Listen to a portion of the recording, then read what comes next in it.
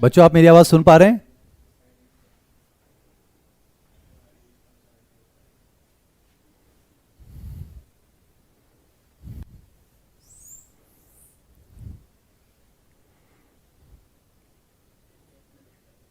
बच्चों, आप मेरी आवाज सुन पा रहे हैं? चैट बॉक्स में इंडिकेट करें, फिर हम लेक्चर की शुरुआत करना चाह रहे हैं।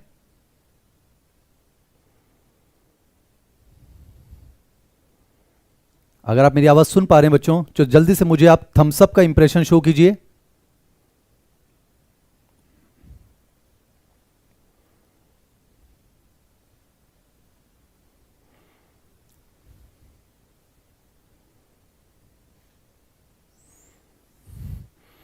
जैसा कि मैं देख पा रहा हूं बच्चों, आप मुझे सुन पा रहे हैं, आप मुझे देख पा रहे हैं, तो गुड आफ्टरनून बच्चों। Welcome once again to the magical world of MJ star sir. बच्चों, पिछली क्लास में हमने डिस्कस किया था, हम ह्यूमन के न्यूरल सिस्टम को दो पार्ट में डिवाइड करते हैं, central neural system versus peripheral nervous system. Good afternoon बच्चों, क्या आप मेरी आवाज सुन पा रहे हैं? जल्दी से मुझे एक बार इंडिकेट कर दीजिए बच्चों कि आप मेरे साथ कनेक्ट हो चुके हैं। फिर हम आज की इस बेहतरीन क्लास को आपके सामने पेश करना चाहते हैं। जल्दी से एक बार मुझे बता दीजिए, यस सर, हम आपके साथ जुड़ चुके हैं।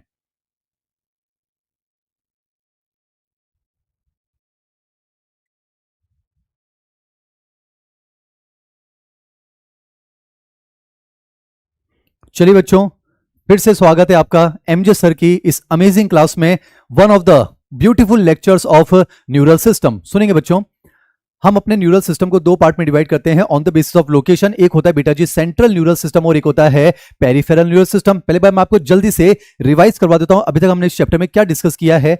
याद कीजिए बेटा जी, चाहे वो सेंट्रल न्यूरल सिस्टम हो चाहे वो पेरिफेरल न्यूरल सिस्टम हो, बनेगा किसका बच्चों? न्यूरल टिश्यू का। और याद कीजिए, neural tissue origin wise ectodermal होता है। याद कीजिए, न्यूरल टिश्यू के अंदर neuron along with neuroglial cell होते हैं। बच्चों, हम डिस्कस कर चुके हैं, चाहे वो सीएनएस हो चाहे वो पीएनएस हो, बनता है बेटा वो नर्वस टिश्यू का।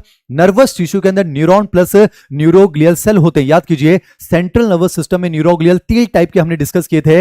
एस्ट्रोसाइट जो ब्लड ब्रेन बैरियर का फॉर्मेशन करते हैं, ओलिगोडेंड्रोसाइट जो सीएनएस में माइलिनेशन करते हैं, एंड माइक्रोग्लियोसाइट जो सीएनएस के अंदर मैक्रोफेजेस होते हैं, फेगोसिटिक सेल होते हैं, स्कैवेंजर सेल होते हैं। और याद कीजिए बच्चों, पेरिफेरल न्यूरल सिस्टम में हमने एक ही न्यूरोग्लियल को डिस्कस किया था, दैट इज स्वान सेल। और याद कीजिए, जो फंक्शन सीएनएस में ओलिगोडेंड्रोसाइट परफॉर्म करते हैं, वही फंक्शन बेटा हमारे पीएनएस के अंदर स्वान सेल करते हैं, that is the formation and conservation of myelin sheath. तो बेटा इसी के साथ जो है हमारे न्यूरोग्लियल सेल हो चुके हैं। बेटा मैं आपको रिवीजन करवा रहा हूं, सोच ये होनी चाहिए कि एमजे सर की क्लास में आपको कंटेंट याद होना चाहिए, आप फिर बाद में फिजिक्स केमिस्ट्री में क्वेश्चंस के प्रैक्टिस कर सकते हैं। इसी सोच के साथ मैं फिर आपके सामने एक मैजिकल लेक्चर लेकर आ गया हूं। ध्यान सुनेंगे बच्चों, हमने डिस्कस किया था न्यूरॉन का स्ट्रक्चर हो चुका है। याद कीजिए बच्चों, न्यूरॉन एक माइक्रोस्कोपिक स्ट्रक्चर है। It consist of three major part, cell body, dendrites and axon. बेटा न्यूरॉन का स्ट्रक्चर हो चुका है, न्यूरॉन का क्लासिफिकेशन हो चुका है। कम से कम एनसीईआरटी वाले आपको याद होने चाहिए। यूनिपोलर हो सकता है, बाइपोलर हो सकता है,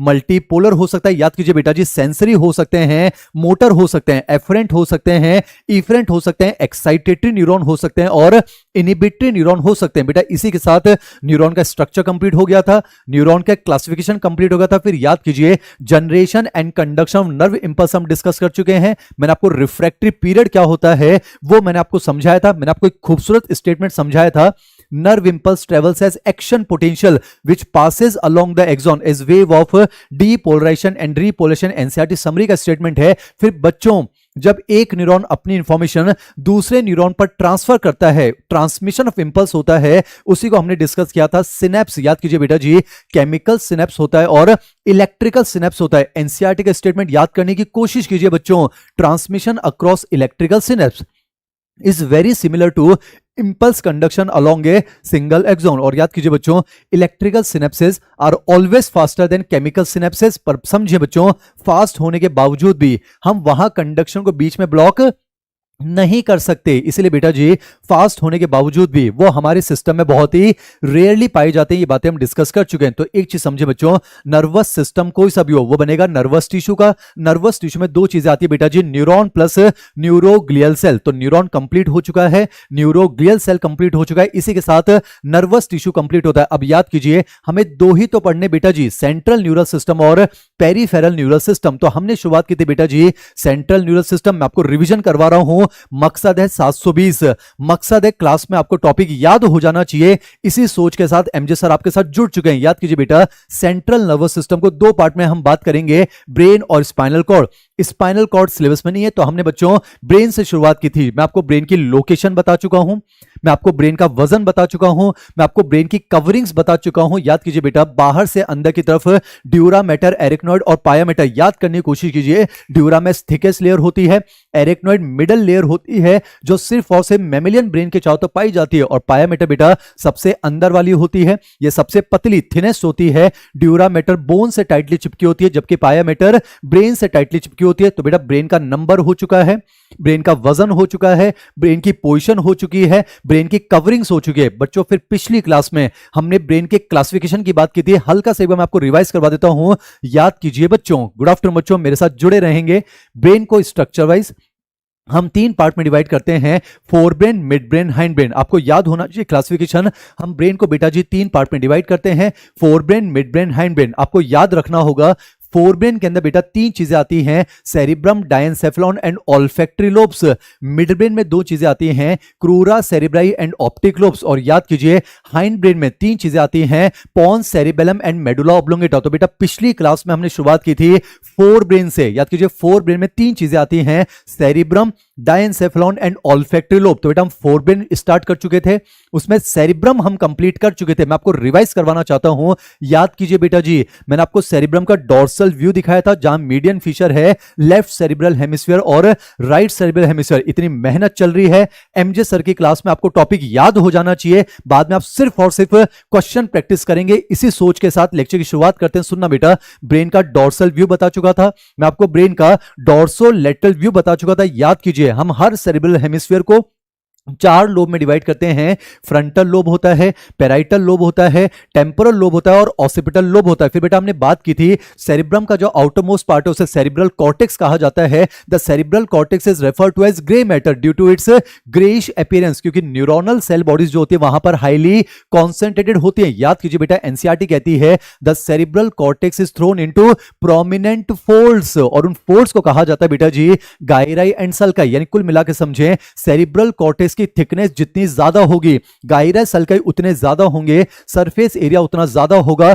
न्यूरॉन्स उतने ज्यादा होंगे, तो आपकी इंटेलिजेंस जो है बेटा वो उतनी ही ज्यादा होगी। ये बातें हम डिस्कस कर चुके हैं। फिर एनसीईआरटी का एक स्टेटमेंट मैंने आपके सामने फेंका था बच्चों, याद कीजिए, the cerebral cortex consist of three types of functional areas. जल्दी से आप मुझे चैट बॉक्स में लिखकर बताइए वो तीन टाइप के एरियाज कौन कौन से थे। मैं आपका वेट कर रहा हूं, जल्दी से मुझे एक बार लिखकर बताइए। एनसीईआरटी कहती है ना बेटा, the cerebral cortex contains three types of functional areas. जल्दी से एक बार मुझे लिखकर बताइए वो तीन टाइप के एरियाज कौन कौन से हैं। फिर हम आज के लेक्चर की शुरुआत करना चाह रहे हैं। एनसीईआरटी में लिखा हुआ है बेटा, the cerebral cortex consist of three types of functional areas. मुझे चैट बॉक्स में जल्दी से इंडिकेट करेंगे, मैं आपका वेट कर रहा हूं बच्चों। आज हमारी सोच है हम ब्रेन वाले टॉपिक को कंप्लीट कर लेना चाहते हैं। याद कीजिए हम पढ़ चुके हैं, बिल्कुल आप सही लिख पा रहे हैं बच्चों। The cerebral cortex consist of three types of functional areas. अभी लेक्चर शुरू नहीं हुआ बेटा जी, अभी तो रिवीजन चल रहा है। सोच बहुत पॉजिटिव है, मेरे साथ कनेक्टेड रहेंगे। ऑनलाइन को बिल्कुल ऑफलाइन की तरह ट्रीट करना है। याद कीजिए एनसीईआरटी कहती है the cerebral cortex, what is cerebral cortex? The outer part of the cerebrum. The cerebral cortex consists of three types of functional areas: sensory areas, motor areas, and some large size regions which are neither clearly sensory nor motor in function, called as association area. And according to NCERT, आपको association area के functions याद रखने हैं। याद कीजिए बच्चों, association area responsible for the regulation of complex functions like communication, memory, and intersensory association. बच्चों पिछली क्लास में मैंने आपको इन तीनों टाइप के एरियाज के कुछ सेलेक्टेड एग्जांपल्स भी बताए थे, हालांकि वो एनसीईआरटी में नहीं है पर आपको उनको पढ़ना चाहिए। रीजन आप जानते हैं बच्चों, तैयारी चल रही है 720 की। याद कीजिए बेटा, मैंने आपको एसोसिएशन एरियाज के दो सेलेक्टेड एग्जांपल बताए थे, याद करने की कोशिश कीजिए। एक टेम्पोरल सेरिब्रल कॉर्टेक्स में वर्निकेज एरिया होता है जो कि लैंग्वेज का कॉम्प्रिहेंशन करता है। बहुत मेहनत करनी है, एम्स दिल्ली तक जाना है। याद कीजिए बेटा, फ्रंटल सेरिब्रल कॉर्टेक्स में एक बहुत बड़ा एसोसिएशन एरिया होता है जिसे प्री फ्रंटल कॉर्टेक्स कहते हैं। याद करो ना बच्चों, उसे सीट ऑफ इंटेलिजेंस कहा जाता है। मैंने बताया था इकराज आपके आइडियाज, आपकी इंटेलिजेंस, आपकी नॉलेज, आपकी रीजनिंग, आपकी एबिलिटी टू एब्स्ट्रैक्ट और आपकी जजमेंट की जो पावर है वो प्री फ्रंटल कॉर्टेक्स करता है। फिर याद कीजिए बेटा, मैंने आपको फ्रंटल सेरिब्रल कॉर्टेक्स में दो मोटर एरियाज बताए थे। एक तो सेंट्रल सल्कस के जस्ट बगल में प्राइमरी मोटर एरिया होता है जो आपके सभी वॉलेंट्री मसल्स को सिग्नल भेजता है, और ब्रोकाज एरिया, याद कीजिए बच्चों, ये आपके वोकल कॉर्ड्स को, पूरा लेक्चर रिवाइज करवा दिया है, आपके वोकल कॉर्ड्स को, आपकी टंग की मसल को, आपके लिप्स की मसल को, आपके पैलेट की मसल को मैसेज भेजता है ताकि हम स्पीच प्रोड्यूस कर सकें। तभी तो याद कीजिए बेटा, ब्रोकाज एरिया एक मोटर एरिया है। ब्रोकाज एरिया को मोटर स्पीच एरिया कहा जाता है। अगर किसी का ब्रोकाज एरिया कंप्लीटली डैमेज हो जाएगा तो इन एबिलिटी टू स्पीक कंडीशन होती है जिसे कहा जाता है बेटा अफेजिया। फिर मैंने आपको बच्चों लास्ट में कुछ सेलेक्टेड सेंसरी एरियाज के एग्जांपल बताए थे। पूरा रिवीजन चल रहा है टेम्पोरल सेरिब्रल कॉर्टेक्स में। याद कीजिए, एक ऑडिटरी एरिया होता है जो साउंड का एनालिसिस करता है, एक ऑल्फैक्टरी एरिया होता है जो स्मेल का एनालिसिस करता है। याद कीजिए बच्चों, ऑसिपिटल लोब में एक सेंसरी एरिया है ऑसिपिटल एरिया जिसे विजुअल कॉर्टेक्स एरिया कहा जाता है, जो रेटिना से आने वाले सिग्नल्स को ऑब्जर्व करता है, उसको एनालाइज करता है और विजन के लिए रिस्पॉन्सिबल होता है। फिर याद कीजिए, पैराइटल सेरिब्रल कॉर्टेक्स में मैंने आपको दो सेंसरी एरिया बताए थे। एक गस्टेटरी एरिया होता है जो टेस्ट का एनालिसिस करता है, और एक था बेटा जी somesthetic area, also refer to as somatosensory area, जो हमारे सभी जनरल सेंसेशंस के लिए रिस्पॉन्सिबल होता है। वो टच हो सकता है, पेन हो सकता है, प्रेशर हो सकता है, या फिर वाइब्रेशन हो सकता है। तो फिर से दोहराता हूं, हम अपने ब्रेन को बेटा जी तीन पार्ट में डिवाइड करते हैं, forebrain, midbrain, hindbrain. Forebrain में तीन चीजें आती हैं, cerebrum, diencephalon and olfactory lobe. Cerebrum में सबसे इंपॉर्टेंट पोर्शन है सेरिब्रल कॉर्टेक्स, और सेरिब्रल कॉर्टेक्स हम पिछली क्लास में कंप्लीट कर चुके थे। तो आज हम फोर ब्रेन के दूसरे स्ट्रक्चर को शुरू करना चाहते हैं जिसका नाम है डायंसेफेलॉन। पर उससे पहले मैं एनसीईआरटी ने ब्रेन का एक सेजाइटल सेक्शन बना रखा है, रफ डायग्राम आपके सामने जल्दी से ड्रॉ करता हूं, तब तक आप मॉड्यूल में उसको रिवाइज कर लेंगे, एनसीईआरटी से रिवाइज कर लेंगे। तो मैं जल्दी से यहां पर बनाना चाहता हूं द सेजाइटल सेक्शन, यानी longitudinal section of the human brain. मेरे साथ कनेक्टेड रहेंगे, आज हम ब्रेन टॉपिक कंप्लीट करेंगे। तो मैं यहां पर डायग्राम ड्रॉ करता हूं बच्चों, तब तक आप पुराने टॉपिक को रिवाइज कर सकते हैं, फिर मैं आपके साथ फिर से जुड़ूंगा।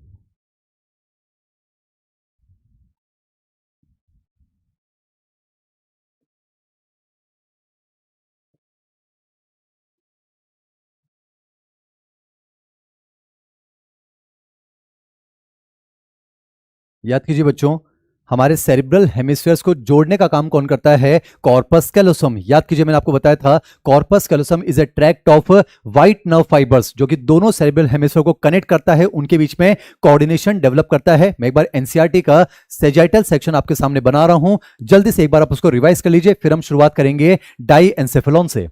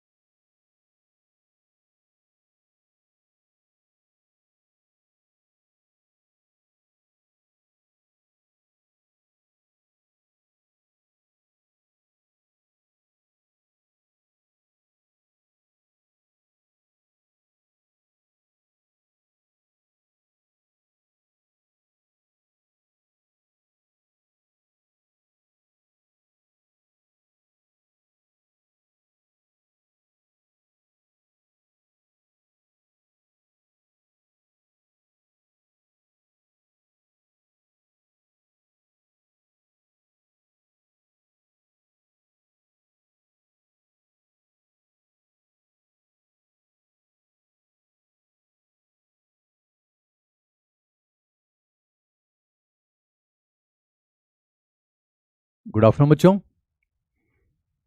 कोशिश करें आपको क्लास में याद हो जाए। बच्चों आज हमारा टारगेट है एनसीईआरटी का, सिर्फ एक पेज में आपके सामने पेश करना चाहता हूं, जो है पेज नंबर 236। बेटा एनसीईआरटी की लेटेस्ट एनसीईआरटी की मैं बात कर रहा हूं। पेज नंबर 236 पर एनसीईआरटी ने फोर ब्रेन लिखा है, मिड ब्रेन लिखा है और हाइंड ब्रेन लिखा है। बच्चों मैं फिर दोहराता हूं, जो सिलेबस में है उसे बेहतरीन तरीके से हमें पढ़ना है। जैसे एनसीईआरटी ने लिख दिया ना बच्चों, thalamus is the major coordinating centre for sensory and motor signalling, पर इसका क्या मतलब होता है आज समझना होगा। तैयारी 720 के, तो आज की इस पूरी क्लास का हमारा टारगेट होना चाहिए सिर्फ एनसीईआरटी का एक पेज हम पढ़ना चाहते हैं, दैट इज पेज नंबर 236। तो आइए शुरुआत करते हैं फिर से। ब्रेन मेरे साथ जुड़े रहेंगे बच्चों। हम अपने ब्रेन को 3 पार्ट में डिवाइड करते हैं, forebrain, midbrain, hind brain. अगर आप डायग्राम को देख पा रहे हैं बच्चों, एनसीईआरटी में ऐसा फिगर बना हुआ है, this is the sagittal section. पहले सेजाइटल सेक्शन को समझे बच्चों। मान लेते हैं मैं उस तरफ फेस करके खड़ा हूं, जाहिर सी बात है समझो, तो ये मेरा एंटीरियर होगा, ये मेरा पोस्टीरियर होगा। अब समझो बच्चों, आपने मुझे कुछ इस तरह से कट किया है, यानी लॉन्गिट्यूडनल सेक्शन लिया है। तो ऐसा लॉन्गिट्यूडनल सेक्शन जो बिल्कुल बीचों बीच लिया जाता है वही कहलाता है बेटा जी सेजाइटल सेक्शन। तो ये डायग्राम आपको 100 में आ रहा है, आपने मुझे बिल्कुल लॉन्गिट्यूडनली कट किया है और आप साइड से आप जो है व्यू देख रहे हैं, यानी व्यू तो बेटा लेटरल व्यू है, पर सेक्शन कैसा है, लॉन्गिट्यूडनल सेक्शन है, यानी कि सेजाइटल सेक्शन है। तो एनसीईआरटी के फिगर में लिखा हुआ है, it is the sagittal section of the human brain. अब समझने की कोशिश बेटा, अगर आप डायग्राम में देखो, ये जो आपको सबसे बड़ा पोर्शन दिख रहा है, ये तो होगा बेटा हमारा फोर ब्रेन। जो मैंने यहां पर एक येलो कलर का एक छोटा सा बॉक्स बनाया है, वो होगा हमारा मिड ब्रेन। और बेटा जी लास्ट में जो मैंने पिंक कलर से रिप्रेजेंट किया है, जिसमें आपको पोन्स सेरिबेलम और मेडुला ऑब्लोंगेटा नजर आ रही है, वो शो करता है हमारे हाइंड ब्रेन को। यानी बेटा जी हाइंड, हम अपने ब्रेन को 3 पार्ट में डिवाइड करते हैं। सबसे बड़ा पार्ट जो है वो फोर ब्रेन है, फिर छोटा सा जो बॉक्स लाइक स्ट्रक्चर है वो मिड ब्रेन है, और जो सबसे टर्मिनल पोर्शन होता है वो हमारा हाइंड ब्रेन होता है। तो कंप्लीट करते हैं ब्रेन को। ब्रेन को 3 पार्ट में डिवाइड किया जाता है, बार बार इसलिए बोल रहे हैं ताकि आपको याद हो जाए। ब्रेन को 3 पार्ट में डिवाइड करते हैं, forebrain, midbrain, hind brain. शुरुआत करते हैं फोर ब्रेन। फोर ब्रेन में 3 चीजें आती हैं, सेरिब्रम, डायएन्सेफेलॉन एंड ऑल्फैक्टरी लोब। तो सेरिब्रम हम कंप्लीट कर चुके हैं। आइए बात करते हैं बेटा जी डायएन्सेफेलॉन। तो समझते हैं डायएन्सेफेलॉन किसे कहा जाता है, ध्यान सुनिएगा। अगर आप फोर ब्रेन के पोस्टीरियर साइड पर चलें, वैसे डायग्राम में थोड़ा आगे दिख रहा है, पर इस फोर ब्रेन के बेटा जी पोस्टीरियर साइड में आप देख पा रहे होंगे, आपको एक छोटा सा बॉक्स जैसा स्ट्रक्चर दिख रहा है, एक चैम्बर जैसा स्ट्रक्चर दिख रहा है, एक कमरे जैसा स्ट्रक्चर दिख रहा है। तो समझिए बेटा फोर ब्रेन के पोस्टीरियर साइड पर, वैसे ये बाहर से नहीं दिखेगा क्योंकि एंटायरली ये सेरिब्रम के द्वारा रैप्ड होता है, घिरा होता है, पर आप देख पा रहे हैं बेटा व्हाट इज डायएन्सेफेलॉन।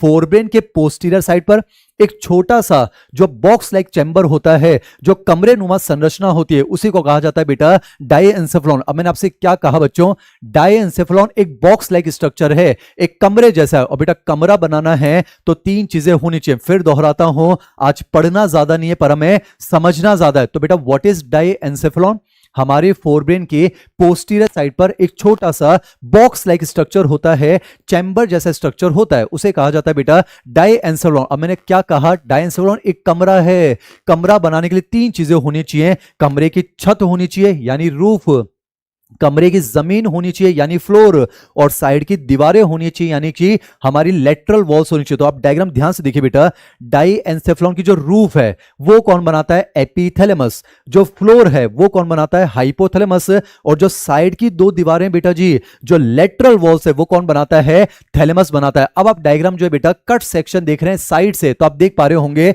ये जो आपको दिख रहा है बेटा, ये तो कॉर्पस कैलोसम है जो 2 सेरेब्रल हेमिस्फीयर को कनेक्ट करेगा। और ध्यान से देखिए, ये जो आपको ब्लू कलर का स्ट्रक्चर दिख रहा है ये एपिथैलेमस है, ये जो सिंगल लाइन दिख रही है बेटा ये हाइपोथैलेमस है, और साइड की जो लेटरल वॉल होंगी, ये साइड वाली वॉल, ये क्या है बेटा जी, ये थैलेमस है। तो आप देख पा रहे होंगे फोर ब्रेन के पोस्टीरियर साइड पर जो रूफ वाला पोर्शन है वो एपिथैलेमस बना रहा है बच्चों, जो फ्लोर वाला पोर्शन है वो हाइपोथैलेमस बना रहा है, और जो लेटरल वॉल है दोनों तरफ की, आपको एक साइड की दिखेगी, तो जो लेटरल वॉल है, ये बीच वाला जो पार्ट है, मैं इस तरह से रंग देता हूं, ये जो बीच वाला पोर्शन है ये किसको रिप्रेजेंट कर रहा है, थैलेमस यानी कि लेटरल वॉल को। तो एनसीईआरटी भी लिखती है diencephalon consist of epithalamus, thalamus and hypothalamus. तो वापस बोल रहा हूं, डायएन्सेफेलॉन फोर ब्रेन की पोस्टीरियर साइड पर प्रेजेंट एक बॉक्स लाइक चैम्बर होता है, एक रूम लाइक स्ट्रक्चर होता है जिसमें 3 चीजें होंगी। उसकी रूफ बनाता है बेटा एपिथैलेमस, उसका फ्लोर बनाता है हाइपोथैलेमस और लेटरल वॉल कौन बनाता है? थैलेमस। बेटा चूंकि थैलेमस का नंबर 2 होगा इसलिए मॉड्यूल में लिखा हुआ है thalamus forms 80% part of the diencephalon. तो एनसीईआरटी याद रखनी है, diencephalon consist of epithalamus, hypothalamus and thalamus. अब बच्चों हमें वन बाय वन तीनों के फंक्शन डिस्कस करने हैं। अब आप ध्यान से सुनेंगे। एपिथैलेमस के फंक्शन के बारे में अगर मैं लिखूं, मैं यहां लिखना चाहूंगा बच्चों एपिथैलेमस के फंक्शन। इसके फंक्शन के लिए फिलहाल बस आप एनसीईआरटी की लाइन याद रखेंगे, it forms the roof of diencephalon, that's it. बेटा फिलहाल नर्वस सिस्टम एनसीईआरटी में क्या लिखा हुआ है? Epithalamus forms the roof of diencephalon. फिलहाल यही लाइन हमें याद रखनी है, उम्मीद करता हूं आपको याद होगी। वैसे बच्चों आप देख पा रहे हैं एपिथैलेमस से एक छोटी सी ग्लैंड जुड़ी होती है जिसे कहा जाता है पीनियल ग्लैंड। बेटा पीनियल ग्लैंड को बायोलॉजिकल क्लॉक कहा जाता है। ये कहीं ना कहीं हमारे सेक्सुअल मैच्योरेशन को अफेक्ट करता है, पर चूंकि बेटा ग्लैंड है ना ये, तो इस ग्लैंड के बारे में डिटेल में आपको एमजे स्टार से समझाएंगे। एंडोक्राइन सिस्टम है, तो फिलहाल हम नर्वस वाला पोर्शन पढ़ रहे हैं, तो आप ध्यान रखेंगे डाइएन्सेफेलॉन में 3 चीजें आएंगी, एपिथैलेमस, थैलेमस और हाइपोथैलेमस। एपिथैलेमस का फंक्शन फिलहाल याद रखना है, it forms the roof of diencephalon, that's it. अब बेटा डाइएन्सेफेलॉन में 2 चीजें और बची है, थैलेमस और हाइपोथैलेमस। तो हम सेकंड स्ट्रक्चर की तरफ बढ़ रहे हैं, दैट इज थैलेमस। इसको समझने की कोशिश करना बेटा। मैं कह सकता हूं थैलेमस क्या बनाता है, आज पढ़ना कम है समझना ज्यादा है, समझे बेटा। थैलेमस क्या बनाता है? The lateral wall of the diencephalon, it forms 80% part of the diencephalon and it is wrapped by the cerebrum। अब बहुत शानदार बात बेटा, थैलेमस के लिए एनसीईआरटी एक लाइन लिखती है, काफी समय से एग्जाम में नहीं आई है, तो उम्मीद है ये मेन एग्जाम का सवाल होना चाहिए। अगर आपके पास एनसीईआरटी आप पढ़ पा रहे होंगे, थैलेमस का main function very important, thalamus is the major coordinating centre for sensory and motor signalling. वापस दोहराता हूं, अगर मान लो पूछा जाए which of the following is the major coordinating centre for sensory and motor signalling, तो आंसर क्या जाएगा बेटा? थैलेमस। ये तो अंग्रेजी की बात हो गई। हिंदी की एनसीईआरटी में क्या लिखा हुआ है वो भी मैं आपको समझाता हूं, आसानी से समझ में आएगा बेटा। हिंदी की एनसीईआरटी में लिखा हुआ है जो चेतक होता है यानी थैलेमस, वो संवेदी संकेतों, संवेदी का मतलब सेंसरी, और चालक संकेतों यानी कि मोटर सिग्नल्स का, हिंदी के एनसीईआरटी में लिखा हुआ है जो चेतक होता है थैलेमस, वो संवेदी संकेतों और चालक संकेतों का मुख्य संपर्क स्थल है। बेटा हिंदी के एनसीईआरटी समझ में आता है, थैलेमस वो जगह है जहां पर सेंसरी और मोटर सिग्नल्स की मुलाकात होती है, उनका संपर्क होता है। वेरी इंपॉर्टेंट स्टेटमेंट याद रखेंगे, thalamus is the major coordinating centre for sensory and motor signalling. इसी चीज को मैं यहां आपको समझाने की कोशिश करता हूं, समझना बेटा जी। मान लेते हैं ये हमारा थैलेमस है, मान लेते हैं बेटा जी ये हमारी बॉडी के कोई दूसरे ऑर्गन्स हैं, कोई दूसरे ऑर्गन्स हैं, और मान लेते हैं बेटा जी ये हमारा सेरिब्रल कॉर्टेक्स है जहां हम बहुत सारे एरियाज के बारे में बात कर चुके हैं। अब समझो बेटा जितने भी सेंसरी सिग्नल हो गए, पहली बात तो ऑर्गन से सीएनएस सेंसरी, सीएनएस से ऑर्गन मोटर। बेटा समझना जितने भी सेंसरी सिग्नल होते हैं वो थैलेमस से होकर गुजरते हैं, और जितने भी मोटर सिग्नल होते हैं बेटा वो भी जो है थैलेमस से होकर गुजरते हैं। मैंने कह दिया जितने भी सेंसरी सिग्नल हैं वो थैलेमस से होकर गुजरते हैं, पर ऐसा जरूरी नहीं है बेटा जी, कुछ एक्सेप्शन है। जैसे कि हमारी नाक का जो सिग्नल है वो ऑल्फैक्टरी एरिया में जाना चाहता है, पर ये थैलेमस से होकर नहीं गुजरता है। हम नीट लेवल पर बात कर रहे हैं, तो समझो बच्चों जितने भी सेंसरी सिग्नल है वो थैलेमस से होकर सेरिब्रल कॉर्टेक्स पहुंचते हैं, और जितने भी मोटर सिग्नल होते हैं वो थैलेमस से गुजरते हैं और फिर वो हमारे कंसर्न्ड ऑर्गन तक पहुंचते हैं। तो आपने देखा थैलेमस वो जगह है जहां पर सेंसरी सिग्नल और मोटर सिग्नल की मुलाकात होती है, उनका संपर्क होता है। तो बेटा हिंदी की एनसीईआरटी कहती है थैलेमस वो जगह है जहां पर संवेदी संकेतों और चालक संकेतों का मुख्य संपर्क स्थल होता है। मुझे लगता है एनसीईआरटी की लाइन आपको याद होनी चाहिए, thalamus is the major coordinating centre for sensory and motor signalling and thalamus is wrapped by the cerebrum. तो बेटा समझें एपिथैलेमस हो चुका है रूफ ऑफ डाइएन्सेफेलॉन, थैलेमस हो चुका है lateral wall of diencephalon, and it is the major coordinating centre for sensory and motor signal. अब हम बात करते हैं किसके बारे में बेटा जी? हाइपोथैलेमस के बारे में। वेरी इंपॉर्टेंट लेक्चर बेटा। डाइएन्सेफेलॉन के अंदर थैलेमस हो चुका है, एपिथैलेमस हो चुका है, आइए बात करते हैं हाइपोथैलेमस। समझें पहले तो हाइपोथैलेमस की पोजीशन आपको समझ में आनी चाहिए। बेटा हाइपोथैलेमस कहां है? It is present on the floor of diencephalon. बेटा hypothalamus is present on the base of thalamus. बेटा थैलेमस के ऊपर तो एपिथैलेमस है, थैलेमस के नीचे हाइपोथैलेमस है। तो हाइपोथैलेमस की पोजीशन समझे पहली बात तो, hypothalamus is present on the base of diencephalon, it is present at the base of thalamus, it is present on the ventral side या floor of diencephalon। बेटा वैसे यहां पर मैंने कुछ चीजें लिखी हैं जो इंपॉर्टेंट नहीं है, जैसे आप ध्यान से देखो, हाइपोथैलेमस के नीचे की तरफ एंटीरियर साइड पर दो optic nerves cross like structure बनाती हैं, उसे कहा जाता है ऑप्टिक काइज्मा। इंपॉर्टेंट नहीं है, इंपॉर्टेंट क्या है, हाइपोथैलेमस के मिडल पार्ट से नीचे की तरफ ये एंडोक्राइन में काम आएगा बेटा, एक कनेक्टिंग स्टॉक होता है इनफंडिबुलम, और उस इनफंडिबुलम की मदद से मास्टर ग्लैंड जुड़ी होती है जिसको पिट्यूटरी ग्लैंड कहा जाता है। और लास्ट में बेटा जी हाइपोथैलेमस के पोस्टीरियर साइड पर दो solid ball like structure embedded होते हैं जिन्हें मैमिलरी बॉडी कहा जाता है। वैसे मैमिलरी बॉडी नाम से पता चल रहा है सिर्फ और सिर्फ मैमिलियन ब्रेन में मिलेंगी। बेटा याद रखना बस इतना, मैमिलरी बॉडी किसका पार्ट है, लिम्बिक सिस्टम का, ये मैं आपको आगे समझाऊंगा। तो आपने देखा hypothalamus is present on the floor of diencephalon, it is present at the base of thalamus, बेटा थैलेमस के नीचे है। अब हम बात करते हैं हाइपोथैलेमस के फंक्शन। तो पहले बात तो एनसीईआरटी की लाइन याद रखेंगे बेटा, ये एंडोक्राइन सिस्टम में एनसीईआरटी में लिखा हुआ है hypothalamus performs wide spectrum of body function. इसका मतलब ये हुआ बेटा हाइपोथैलेमस बहुत सारे फंक्शन परफॉर्म करता है, पर उसमें से कुछ चुनिंदा फंक्शन जो आपके मॉड्यूल में लिखे हुए हैं, एनसीईआरटी में लिखे हुए हैं, वो मैं आपके सामने पेश करने जा रहा हूं। ध्यान सुनना बेटा, अगर आप मॉड्यूल चेक करेंगे तो हाइपोथैलेमस के बहुत सारे फंक्शन लिखे हुए हैं, जैसे कि पहले मैं लिख देता हूं, हाइपोथैलेमस बेटा हमारे बिहेवियर एंड इमोशन को रेगुलेट करता है। मॉड्यूल के शब्द हैं, एमजे सर की एक्सप्लेनेशन होगी। ध्यान सुनना बेटा, हाइपोथैलेमस बिहेवियर एंड इमोशन को कंट्रोल करता है, ये हमारे बेटा जी एंडोक्राइन सिस्टम को कंट्रोल करता है, ये जो है वेरी इंपॉर्टेंट एनसीईआरटी में लिखा हुआ है बेटा जी थर्मो रेगुलेशन करवाता है, वेरी इंपॉर्टेंट। ये जो है बेटा हमारे एएनएस को, ऑटोनॉमिक नर्वस सिस्टम को कंट्रोल करता है, और ये जो हमारी बायोलॉजिकल क्लॉक होती है ना बेटा पीनियल ग्लैंड, उसके सिस्टम को मेंटेन करता है। तो मैंने लिखा है बायोलॉजिकल क्लॉक सिस्टम। अब मैं आपको एक एक फंक्शन समझा रहा हूं, मॉड्यूल में सब लिखा हुआ है, ध्यान सुना बेटा।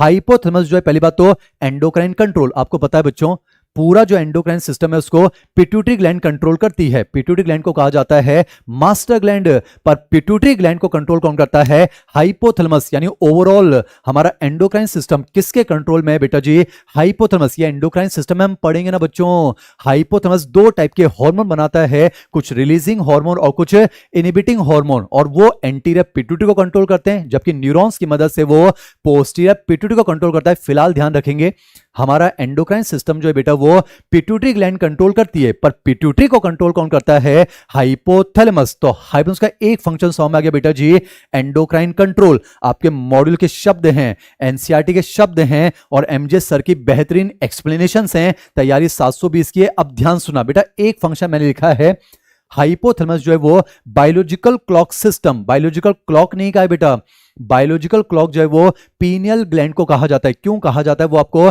एंडोक्राइन सिस्टम में समझाएंगे। ध्यान सुनना बेटो, जो हमारी बायोलॉजिकल क्लॉक है वो तो पीनियल ग्लैंड है, पर उस बायोलॉजिकल क्लॉक के सिस्टम को कौन रेगुलेट करता है, हाइपोथैलेमस। तो बेटा ध्यान रखना, पीनियल ग्लैंड को कहते हैं बायोलॉजिकल क्लॉक, पर उस बायोलॉजिकल क्लॉक के सिस्टम को चलवाने वाला जो मास्टर क्लॉक है वो कौन है बेटा जी, हाइपोथैलेमस। तो ये याद होना चाहिए, हाइपोथैलेमस जो है वो बायोलॉजिकल क्लॉक के सिस्टम को रेगुलेट करता है। अब अगला सुने बेटा जी, जो हाइपोथैलेमस है वो एएनएस को कंट्रोल करता है। बेहतरीन एक्सप्लेनेशन समझो तो सही, पहले मैं आपको समझाता हूं what is autonomic nervous system. याद करो बेटा, मान लेते हैं ये हमारा सेंट्रल नर्वस सिस्टम है, ब्रेन और स्पाइनल कॉर्ड। मान लेते बेटा ये बॉडी के हमारे इनवॉलेंट्री ऑर्गन्स हैं। जब मैं एएनएस की बात कर रहा हूं मतलब मैं इनवॉलेंट्री की बात कर रहा हूं। अब याद करो बेटा, हमारे सीएनएस और इनवॉलेंट्री ऑर्गन्स को जो जोड़ता है वही तो होता है बेटा ऑटोनॉमिक नर्वस सिस्टम। याद करो ना बच्चों, पीएनएस का वो पार्ट जो सीएनएस और इनवॉलेंट्री ऑर्गन्स को जोड़ता है वो कहलाता है बेटा ऑटोनॉमिक नर्वस सिस्टम। अब समझो ऑटोनॉमिक नर्वस सिस्टम क्या है। अरे बेटा ये तो क्रेनियल नर्व्स और स्पाइनल नर्व्स है, ये तो वायर है बेटा, अरे ये स्विच है और ये पंखा है। तो एएनएस तो बस उनको जोड़ने का काम करता है। और समझो बेटा, जो वायर है वो सिर्फ मैसेज ले जाते हैं, पर उनको भी तो कोई ना कोई कंट्रोल करता होगा, स्विच कंट्रोल करते होंगे। तो ध्यान से सुनिएगा, ऑटोनॉमिक नर्वस सिस्टम तो इनवॉलेंट्री ऑर्गन से जुड़े हुए हैं, पर इन ऑटोनॉमिक नर्वस सिस्टम के जो स्विच हैं बेटा वो लगे होते हैं दो जगह, एक तो मेडुला ऑब्लोंगेटा और हाइपोथैलेमस। तो मॉड्यूल में एक स्टेटमेंट लिखा हुआ है, the overall control of autonomic nervous system lies in the centres present in medulla oblongata and hypothalamus. यानी समझो बेटा, हाइपोथैलेमस एएनएस को कंट्रोल करता है और फिर एएनएस आपकी सभी इनवॉलेंटरी एक्टिविटीज को रेगुलेट करता है। तो समझ में आ गया होगा, हाइपोथैलेमस जो है वो एएनएस को कंट्रोल करता है, ऐसा कुछ। अगला फंक्शन वेरी इंपॉर्टेंट बेटा, थर्मो रेगुलेशन। कुछ याद रहे ना रहे, ये याद होना चाहिए। एनसीईआरटी में लिखा हुआ है, हाइपोथैलेमस के अंदर थर्मो रेगुलेटरी सेंटर्स मिलते हैं और ये हमारी बॉडी के टेम्परेचर को रेगुलेट करता है। जिसमें आपको समझाता हूं बच्चों, जब गर्मी का मौसम होता है तो हमारे जो है पसीने निकल जाते हैं, स्वेटिंग इनवॉलेंटरी एक्टिविटी है, और जब सर्दी का मौसम होता है तो शिवरिंग होती है, कपकपी छूटती है, ये भी इनवॉलेंटरी एक्टिविटी है। और समझो बेटा, पसीना छोड़कर हम टेम्परेचर कम करते हैं और शिवरिंग करके हम टेम्परेचर को बढ़ाते हैं। और आपने देखा, चाहे वो स्वेटिंग हो चाहे वो शिवरिंग हो, दोनों के दोनों बेटा इनवॉलेंटरी एक्टिविटी है। तो कहने का मतलब है, गर्मी के मौसम में और सर्दी के मौसम में जो हाइपोथैलेमस है वो एएनएस को बोलकर, याद करो हाइपोथैलेमस एएनएस को कंट्रोल करता है ना, तो सर्दी और गर्मी के मौसम में हाइपोथैलेमस एएनएस को कंट्रोल करते हुए हमारी स्वेटिंग और शिवरिंग को कंट्रोल करता है, ताकि हम क्या कर सकें बेटा जी, thermoregulation. The most important अगर पूछा जाए थर्मो रेगुलेशन के सेंटर्स कहां प्रेजेंट होते हैं, वेरी इंपॉर्टेंट आंसर क्या जाएगा बेटा, हाइपोथैलेमस। में फिर कह रहा हूं, एनसीईआरटी के बस शब्द हैं, एमजे सर के एक्सप्लेनेशन है। अगला मैं आपको समझाता हूं बेटा, हाइपोथैलेमस हमारे बिहेवियर एंड इमोशन को रेगुलेट करता है। पहले चलिए मैं आपको इमोशन समझाता हूं, समझने की कोशिश करो बेटा। समझें, जैसे एक इमोशन होता है अफेक्शन। एक माँ जो होती है ना बच्चों, वो अपनी औलाद के लिए बहुत ज्यादा इमोशनल होती है, और एक माँ का अपनी संतान के प्रति ये जो इमोशनल बिहेवियर होता है ये मेनली ऑक्सीटोसिन की वजह से होता है। नर्वस पढ़ रहे हैं पर थोड़ा सा एंडोक्राइन का आइडिया होना चाहिए। और याद कीजिए, ऑक्सीटोसिन हार्मोन कहां बनता है बेटा जी, हाइपोथैलेमस में। याद करो ना, ऑक्सीटोसिन और एडीएच कहां बनते हैं, हाइपोथैलेमस। यानी हाइपोथैलेमस बनाता है ऑक्सीटोसिन। वो अलग बात है कि ऑक्सीटोसिन पोस्टीरियर प्यूबिट से रिलीज होता है, और यही ऑक्सीटोसिन एक माँ के अपनी संतान के प्रति इमोशनल बिहेवियर के लिए रिस्पॉन्सिबल होती है। तो आपने देखा, हाइपोथैलेमस ऑक्सीटोसिन बना के एक मां के इमोशंस को रेगुलेट करता है। अब अगला समझाता हूं बेटा जी, हाइपोथैलेमस जो है वो हमारे बिहेवियर को रेगुलेट करता है। मैं आपको दो टाइप के बिहेवियर यहां समझाता हूं बेटा। एक होता है हमारा फीडिंग बिहेवियर, एक होता है बेटा फीडिंग बिहेवियर, एक होता है हमारा सेक्सुअल बिहेवियर। एक एक शब्द है, एक्सप्लेनेशन बढ़िया है, आप ध्यान सुनिएगा। हाइपोथैलेमस बेटा हमारे फीडिंग बिहेवियर को रेगुलेट करता है। अब फीडिंग बिहेवियर में दो टाइप की चीजें आएंगी, एक तो आपकी भूख के सेंटर, एनसीईआरटी है बेटा जी, एक तो हंगर सेंटर और एक प्यास के सेंटर, थर्स्ट सेंटर। कहां मिलते हैं बेटा, हाइपोथैलेमस। ये आपको याद होना चाहिए। यानी समझो बेटा, हाइपोथैलेमस जो है वो भूख पैदा करता है, हाइपोथैलेमस जो है वो प्यास पैदा करता है। तो ध्यान रखना है, एनसीईआरटी में लिखा हुआ है हंगर को पैदा करना, the urge of eating and drinking, ये कौन कंट्रोल करता है बेटा जी, हाइपोथैलेमस। पर लगे हाथ में आपको मेडिकल कॉलेज की बात बता देता हूं बेटा। हाइपोथैलेमस में एक और सेंटर मिलता है बेटा जी, satiety centre. What is satiety centre, the centre which produces the feeling of satisfaction. संतुष्टि की जो भावना आती है वो किसकी वजह से आती है बेटा, सैटाइटी सेंटर। अरे समझो तो सही, हंगर सेंटर एक्टिवेट होगा, आपको भूख लगेगी, आप खाना खाना शुरू करेंगे। क्या नॉनस्टॉप खाते चले जाएंगे, नहीं बेटा जी, थोड़ी देर के बाद आपका सैटाइटी सेंटर एक्टिवेट होगा, सेटिस्फेक्शन की फीलिंग जनरेट करेगा और हंगर सेंटर को बंद कर देगा कि हां संतुष्टि हो चुकी है। उसी तरह से जब थर्स्ट सेंटर एक्टिवेट होता है, हमें प्यास लगती है, पर थोड़ी देर के बाद सैटाइटी सेंटर एक्टिवेट हो जाता है जो सेटिस्फेक्शन की फीलिंग जनरेट करता है और हमारी प्यास बंद हो जाती है। तो कम से कम एनसीईआरटी की बातें याद रखेंगे बच्चों कि हाइपोथैलेमस के अंदर टेम्परेचर को रेगुलेट करने वाले सेंटर हैं, और वो सेंटर हैं जो आपके अर्ज ऑफ ड्रिंकिंग एंड ईटिंग को रेगुलेट करते हैं। यानी अगर एक शब्द में समेटू ना बेटा जी, तो हाइपोथैलेमस वो काम करवाता है जो टाइम पर पूरे ना हो तो आप बेताब हो सकते हैं। जैसे बेटा जी, भयंकर भूख लग रही हो, मुस्कुराहट के साथ पढ़ेंगे, भयंकर भूख लग रही हो और कुछ खाने को ना मिले तो हम बेताब हो जाते हैं। तो भूख के सेंटर हाइपोथैलेमस, भयंकर प्यास लग रही हो और पानी पीने को ना मिले तो हम बेताब हो जाते हैं, थर्स्ट सेंटर। भयंकर गर्मी लग रही हो बच्चों और आपको कूलर पंखे एसी ना मिले तो आप बेताब हो जाते हैं, थर्मो रेगुलेटरी सेंटर। ये सब कहां मिलते हैं बेटा जी? हाइपोथैलेमस में। तो एमजे सर बताना चाहते हैं कि हाइपोथैलेमस के फंक्शन बहुत ही बेताब होते हैं। कैसे होते हैं बेटा जी? बेताब होते हैं। हाइपोथैलेमस के जो फंक्शन है वो कैसे होते हैं जी? बेताब होते हैं। याद रखेंगे, behaviour and emotion, endocrine control, thermo regulation, ANS control and biological clock system. तो बेटा इसी के साथ जो है हमारा डाईएंसेफेलॉन कंप्लीट होता है। फिर से रिवाइज करवाता हूं। Epithalamus forms the roof of diencephalon. Thalamus is the major coordinating centre for sensory and motor signalling, जबकि हाइपोथैलेमस जो है वो wide spectrum of body function करता है। इसके फंक्शन जो है वो बेताब होते हैं। Behaviour and emotion, endocrine control, thermo regulation, ANS control and biological clock system. अब बच्चों फोरब्रेन में तीन चीजें आती हैं, सेरिब्रम, डायएंसेफेलॉन, ऑल्फैक्टरी लोब। सेरिब्रम पूरा हो चुका है, डायएंसेफेलॉन हो चुका है, अब बचा है बेटा जी ऑल्फैक्टरी लोब। ये एनसीईआरटी में इसको सुनने की कोशिश करना।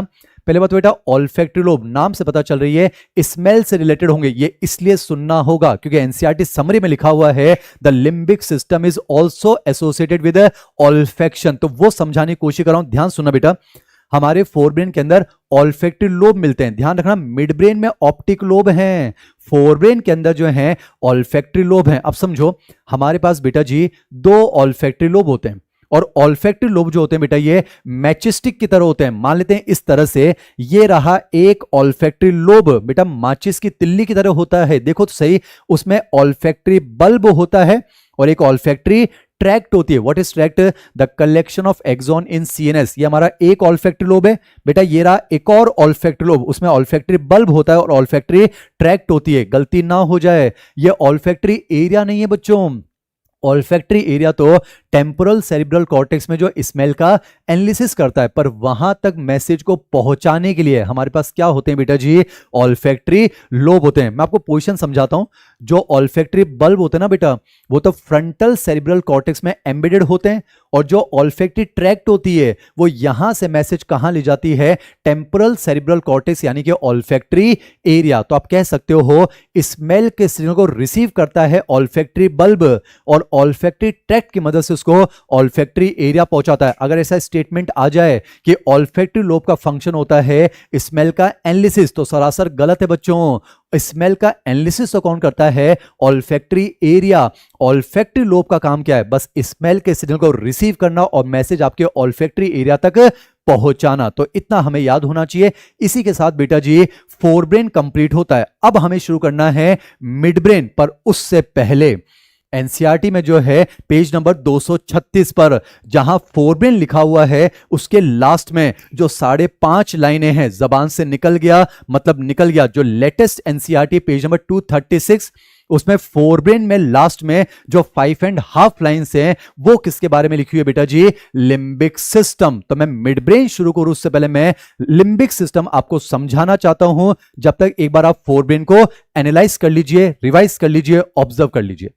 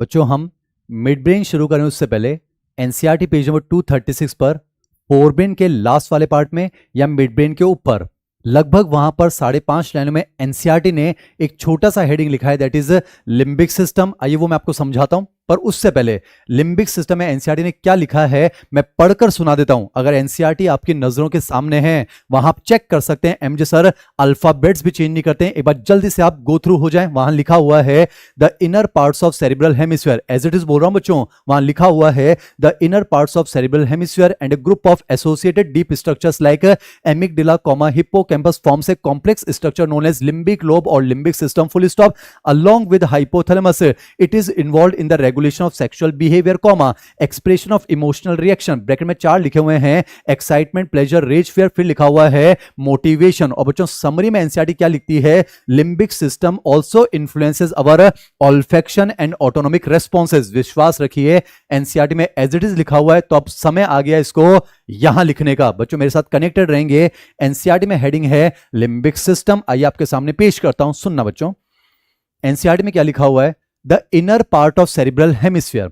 इसका मतलब पहला सवाल अगर आपसे पूछा जाए लिम्बिक सिस्टम कहां मिलता है, outer part of cerebral hemisphere या inner part of cerebral hemisphere, तो आंसर जाएगा बेटा inner part of cerebral hemisphere. पहली बात तो ये। फिर बेटा एनसीईआरटी में लिखा हुआ है the inner part of cerebral hemisphere and a group of associated deep structure, यानी बेटा सेरिब्रल हेमिस्फीयर के इनर पार्ट पर और वहां पर जो डीपली सिचुएटेड स्ट्रक्चर हैं, एनसीईआरटी ने सिर्फ 2 डीपली सिचुएटेड स्ट्रक्चर का नाम लिखा है बेटा जी। एक लिखा है एमिगडाला और एक लिखा है हिप्पोकैम्पस। वापस से दोहराता हूं, सेरिब्रल हेमिस्फीयर के इनर सरफेस पर बहुत सारे स्ट्रक्चर डीपली एसोसिएटेड होते हैं, पर एनसीईआरटी ने उनमें से सिर्फ 2 का नाम लिखा है, तो ये 2 हमें पता होना चाहिए। पर वैसे मैं आपको बता देता हूं, हम इस सोच के साथ पढ़ाते हैं कि आप मेडिकल कॉलेज जरूर पहुंचेंगे। तो समझे बेटा, आपको मेडिकल कॉलेज में बताया जाएगा कि सेरिब्रल हेमिस्फीयर के इनर साइड पर और भी स्ट्रक्चर्स हैं जो डीपली सिचुएटेड होते हैं, जैसे कि बेटा सिंगुलेट गाइरस होता है, डेंटेड गाइरस होता है, पैरा हिप्पोकैम्पल गाइरस होता है, the anterior nucleus of thalamus होता है, मैमिलरी बॉडी होती है, सेप्टल न्यूक्लियाई होता है। पर फिलहाल आपको ध्यान रखना है सेरिब्रल हेमिस्फीयर के इनर साइड पर कुछ डीपली एसोसिएटेड स्ट्रक्चर होते हैं, जैसे कि एमिगडाला और हिप्पोकैम्पस। ये 2 तो आपको याद होने चाहिए। वैसे मैं आपको बता दूं बच्चों, ये दोनों स्ट्रक्चर सेरिब्रल हेमिस्फीयर के इनर साइड पर जो है एसोसिएटेड हैं। तो इनर साइड पर कहां होते हैं बेटा, ये टेम्पोरल सेरिब्रल कॉर्टेक्स में। बेटा याद करो, टेम्पोरल सेरिब्रल कॉर्टेक्स में बाहर तो वाव होता है, वर्निकेज एरिया, ऑडिटरी और ऑल्फैक्टरी एरिया, पर टेम्पोरल सेरिब्रल कॉर्टेक्स में इनर साइड पर बेटा डीपली सिचुएटेड स्ट्रक्चर होते हैं। एक आलमंड शेप स्ट्रक्चर होता है एमिगडाला और एक ट्यूनिंग फॉर्क लाइक स्ट्रक्चर होता है हिप्पोकैम्पस। बेटा एनिमल किंगडम में ऑस्टिकथीस के अंदर एक बोनी फिश आएगी हिप्पोकैम्पस, ये वो हिप्पोकैम्पस नहीं है। अब बस इतना समझें, सेरिब्रल हेमिस्फीयर के इनर साइड पर बहुत सारे स्ट्रक्चर डीपली एसोसिएटेड होते हैं, जैसे 2 तो याद रखेंगे, एमिगडाला और हिप्पोकैम्पस। ये मिलकर बेटा जी एक सिस्टम बनाते हैं जिसका नाम होता है लिम्बिक सिस्टम। अब बेटा समझो, वैसे इन दोनों के फंक्शन मैं आपको अलग से बताता हूं, सुनना। एमिगडाला जो होता है ना बेटा, ये हमारे अंदर 2 इमोशंस को रेगुलेट करता है, फियर एंड रेज। ये आपको याद होना चाहिए बेटा। मैं फिर दोहराता हूं, जो एनसीईआरटी में है वो हमें ढंग से पढ़ना है, सुनना।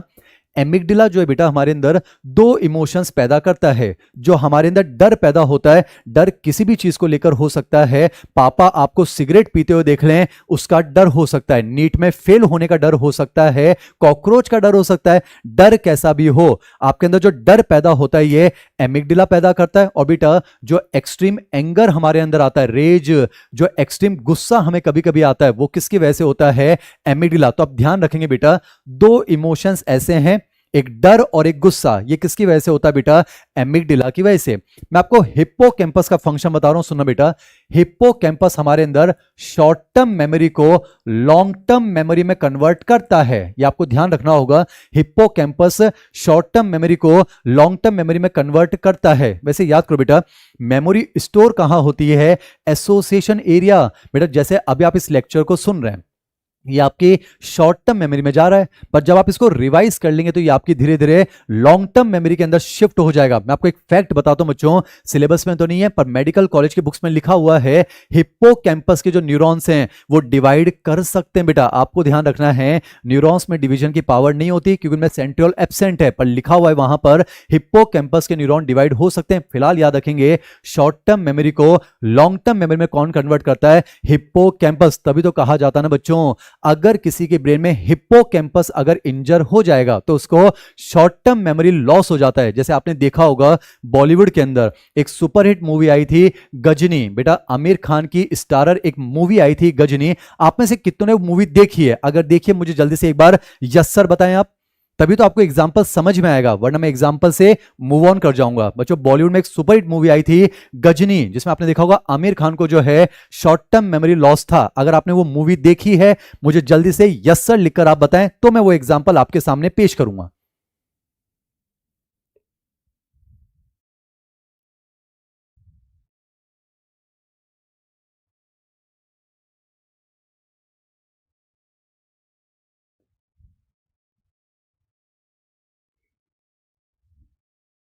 जैसा कि मैं देख पा रहा हूं मैक्सिमम बच्चों ने वो पिक्चर देखी है।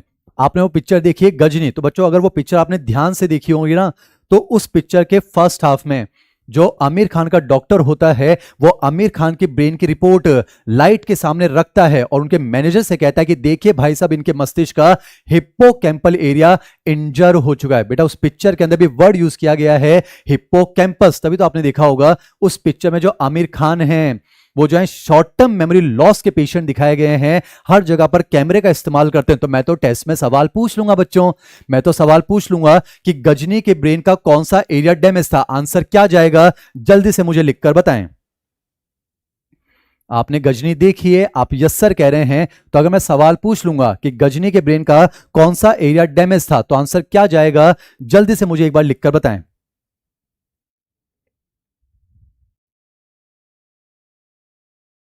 आमिर खान को शॉर्ट टर्म मेमोरी लॉस था। अगर मैं पूछ लूं कि गजनी के ब्रेन का कौन सा एरिया डैमेज था तो आंसर क्या जाएगा मुझे जल्दी से एक बार लिखकर बताएं।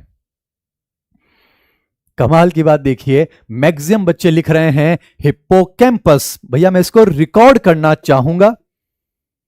मैक्सिमम बच्चों ने इसका जवाब लिखा है हिप्पोकैम्पस। मैं रिकॉर्ड कर लेता हूं। मैंने पूछा है बच्चों गजनी के ब्रेन का कौन सा एरिया डैमेज था, आंसर जाएगा नन ऑफ दीज। अरे बच्चों गजनी तो गुंडा था, आपको शॉर्ट टर्म मेमोरी लॉस तो नहीं हो गया है? अरे गजनी गुंडा था, उसको कोई मेमोरी लॉस नहीं था। आमिर खान को मेमोरी लॉस था और वो गजनी नहीं, वो संजय सिंघानिया था। अब वहां कुर्सी पर बैठकर आप मुस्कुरा भले ही रहे हैं, पर ऐसी सिली मिस्टेक जो है आपको नहीं करनी चाहिए। अब आप हंस रहे हैं, आप मुस्कुरा रहे हैं, तो ऐसी गलती नहीं होनी चाहिए। सारे बच्चे हिप्पोकैम्पस लिख रहे हैं।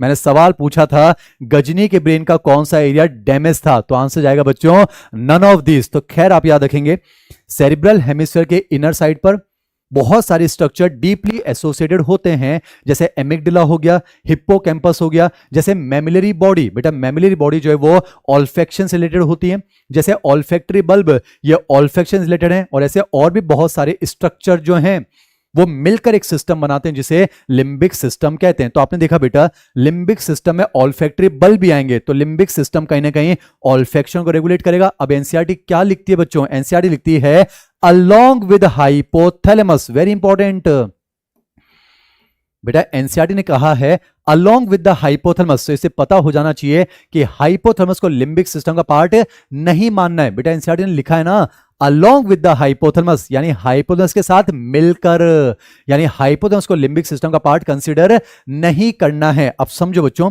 एनसीईआरटी क्या लिखती है, along with the hypothalamus limbic system क्या करवाता है, वो ये सारी चीजें करवाता है। और आपको मैं बता चुका हूं हाइपोथैलेमस एएनएस को कंट्रोल करता है, इसीलिए कहीं ना कहीं हाइपोथैलेमस लिम्बिक सिस्टम मिलकर ये हमारे ऑल्फैक्शन को रेगुलेट करते हैं और ऑटोनॉमिक रेस्पॉन्सेज। बेटा ये दो बातें जो हैं ये समरी में लिखी हुई हैं, तो ये बातें समरी में लिखी हुई हैं, इनके बारे में मैं डिस्कस कर चुका हूं। अब मेन पेज नंबर 236 पर एनसीईआरटी क्या लिखती है वो आपको याद होना चाहिए। एनसीईआरटी लिखती है along with the hypothalamus limbic system is responsible for the regulation of sexual behavior, expression of emotional reaction like pleasure, fear, excitement, rage and motivation। बेटा समझना, अगर आपसे कहा जाए ये फंक्शन किसके हैं तो बेस्ट आंसर होगा along with hypothalamus limbic system।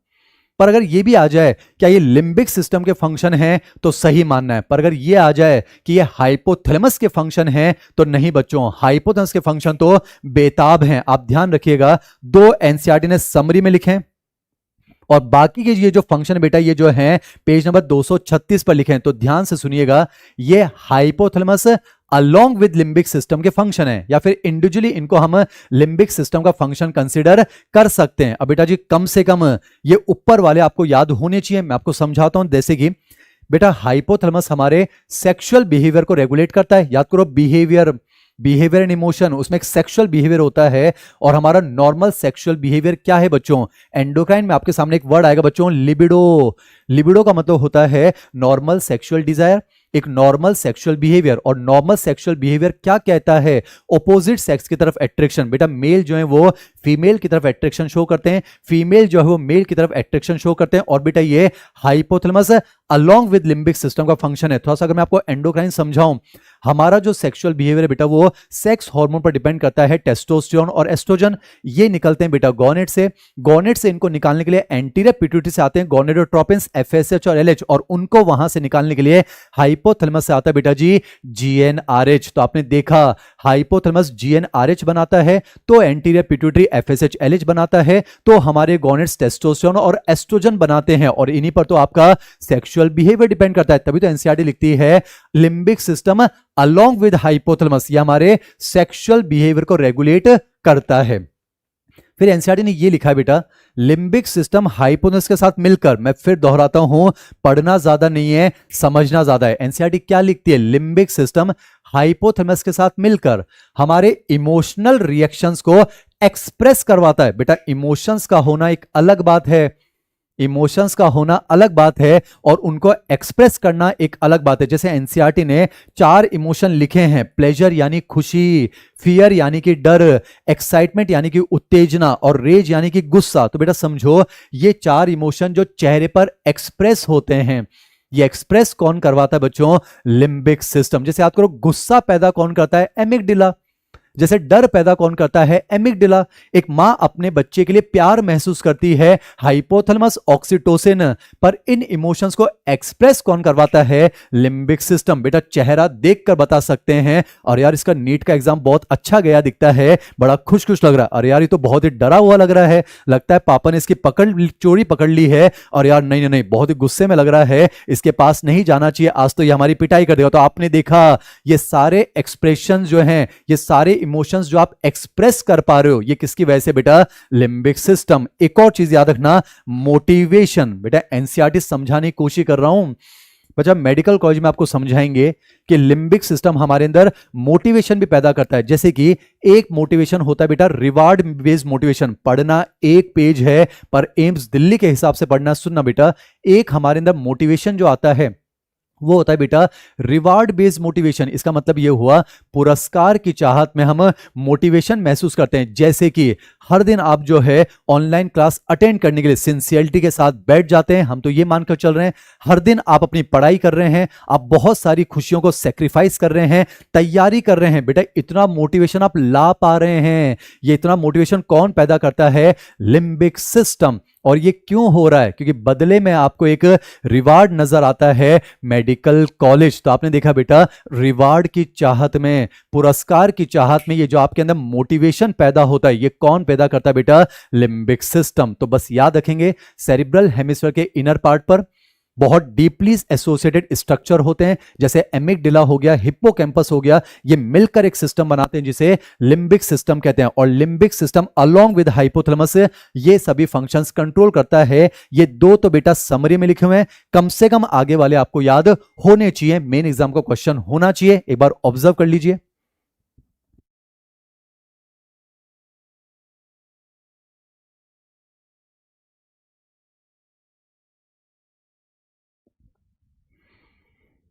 हमारा मकसद है मुस्कुराहट के साथ आपको मां तक पहुंचाएं। तो बच्चों मुस्कुराहट जरूरी है, उसके लिए मैं आपको एक छोटी सी कहानी सुना देता हूं। मकसद कोई छिचोरापन नहीं है बच्चों, मकसद जो है वो मां तक जाना है, तो बहुत मेहनत करेंगे। मकसद क्या है इस कहानी का? इस कहानी का शीर्षक है बेटा जी functions of linguistic system according to NCERT. फिर दोहराता हूं, एक छोटी सी कहानी सुना रहा हूं ताकि आपको एनसीईआरटी कम से कम याद हो जाए। पर ध्यान रखिएगा इस कहानी का शीर्षक क्या है? Functions of limbic system according to NCERT. 2 minute का टॉपिक आपको याद हो जाएगा, समझना बेटा। एक लड़का था दीवाना सा, एक लड़की पे वो मरता था। मैं उम्मीद करता हूं जेनेटिक्स के ये सिंबल आपको समझ में आ रहे होंगे। मकसद है एनसीईआरटी आपको याद हो जानी चाहिए। समझो बेटा, एक लड़का था दीवाना सा, एक लड़की पे वो मरता था, यानी कि नॉर्मल सेक्सुअल बिहेवियर। बेटा लड़का जो है वो लड़की पे मर रहा है, यही तो उसका नॉर्मल सेक्सुअल बिहेवियर है। कम से कम एनसीईआरटी आपको याद हो जानी चाहिए। मकसद कोई छिछोरापन नहीं है बच्चों। मैं फिर दोहराता हूं, 720 की तैयारी चल रही है, एनसीईआरटी जबान पर होनी चाहिए। तो इस कहानी का टाइटल क्या है? The functions of limbic system according to NCERT. तो कहानी जल्दी सुनते हैं। एक लड़का था दीवाना सा, एक लड़की पे वो मरता था, यानी कि नॉर्मल सेक्सुअल बिहेवियर। नजरें झुका के शर्मा के गलियों से गुजरता था। मैं कोई शाहरुख खान नहीं हूं, मैं आपको एमजे स्टार हूं, पढ़ाने की कोशिश कर रहा हूं, समझें। एक लड़का था दीवाना सा, एक लड़की पे वो मरता था, नॉर्मल सेक्सुअल बिहेवियर। नजरें झुका के शर्मा के गलियों से गुजरता था। जब भी लड़की को देखा करता था खुश हुआ करता था। प्लेजर, एनसीईआरटी याद होनी चाहिए। कुछ कहना था शायद उसको। जाने किससे डरता था? डर यानी कि फियर।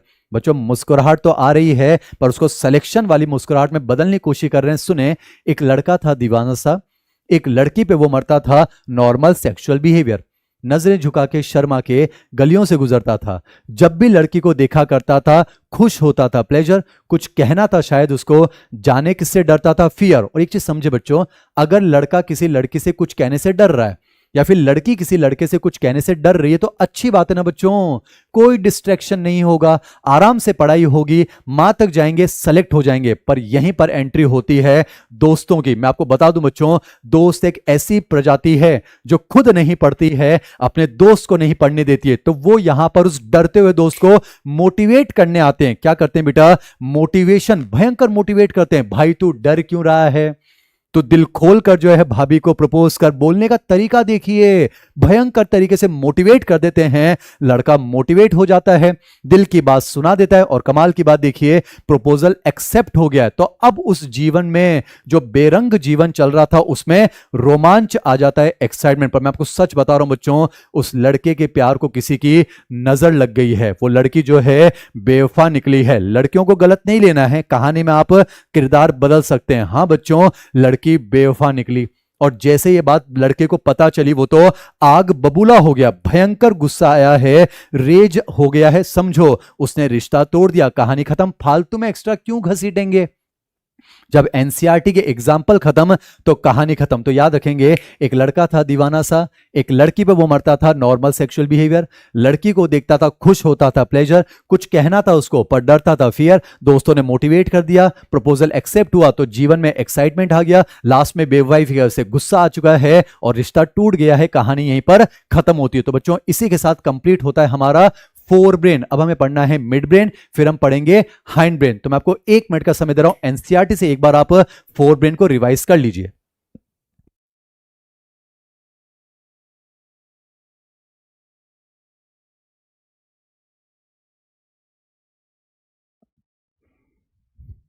बच्चियों के कमेंट आ रहे हैं, सर स्टोरी को चेंज कर दीजिए। बच्चों आप खुद चेंज कर सकते हैं ना, आप अपने हिसाब से चेंज कर लीजिए। कि एक लड़की थी दीवानी सी, एक लड़के पे वो मरती थी, हो सकता है। मकसद कहानी नहीं है, मकसद मां है, तो उसके अकॉर्डिंग आपको पढ़ना चाहिए।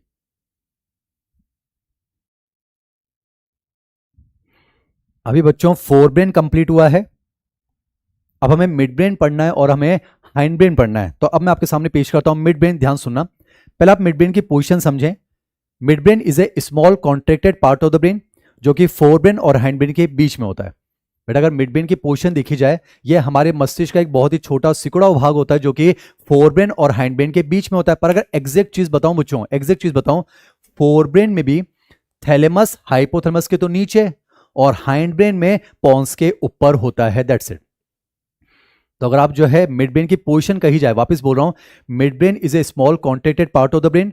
It is situated between the thalamus hypothalamus of the fore brain and pons of the hind brain, ऐसा कुछ। That's it.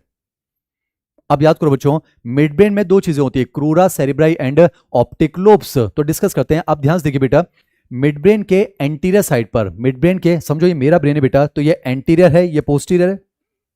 तो मिड ब्रेन के एंटीरियर साइड पर दो लॉन्गिट्यूडनल माइलिनेटेड नर्व फाइबर के बंडल होते हैं। आपको साइड से दोनों नहीं दिखेंगे, बेटा आप जो है सेजाइटल सेक्शन देख रहे हो, ऐसे दो नर्व फाइबर हैं तो आपको कोई एक नर्व फाइबर दिखेगा, पर यहां पर मैं आपको समझाने की कोशिश कर रहा हूं बेटा, मिड ब्रेन के एंटीरियर साइड पर दो लॉन्गिट्यूडनल माइलिनेटेड नर्व फाइबर के बंडल होते हैं, इन्हीं को कहा जाता है बेटा क्रूरा सेरिब्राई या इनको क्रस सेरिब्राई या फिर सेरिब्रल पेडंकल कहा जाता है। ये इंपॉर्टेंट नहीं है, ये एनसीईआरटी की बात नहीं है। अब जो दो बात बता रहा हूं वो बहुत इंपॉर्टेंट है, ध्यान सुनिएगा बेटा।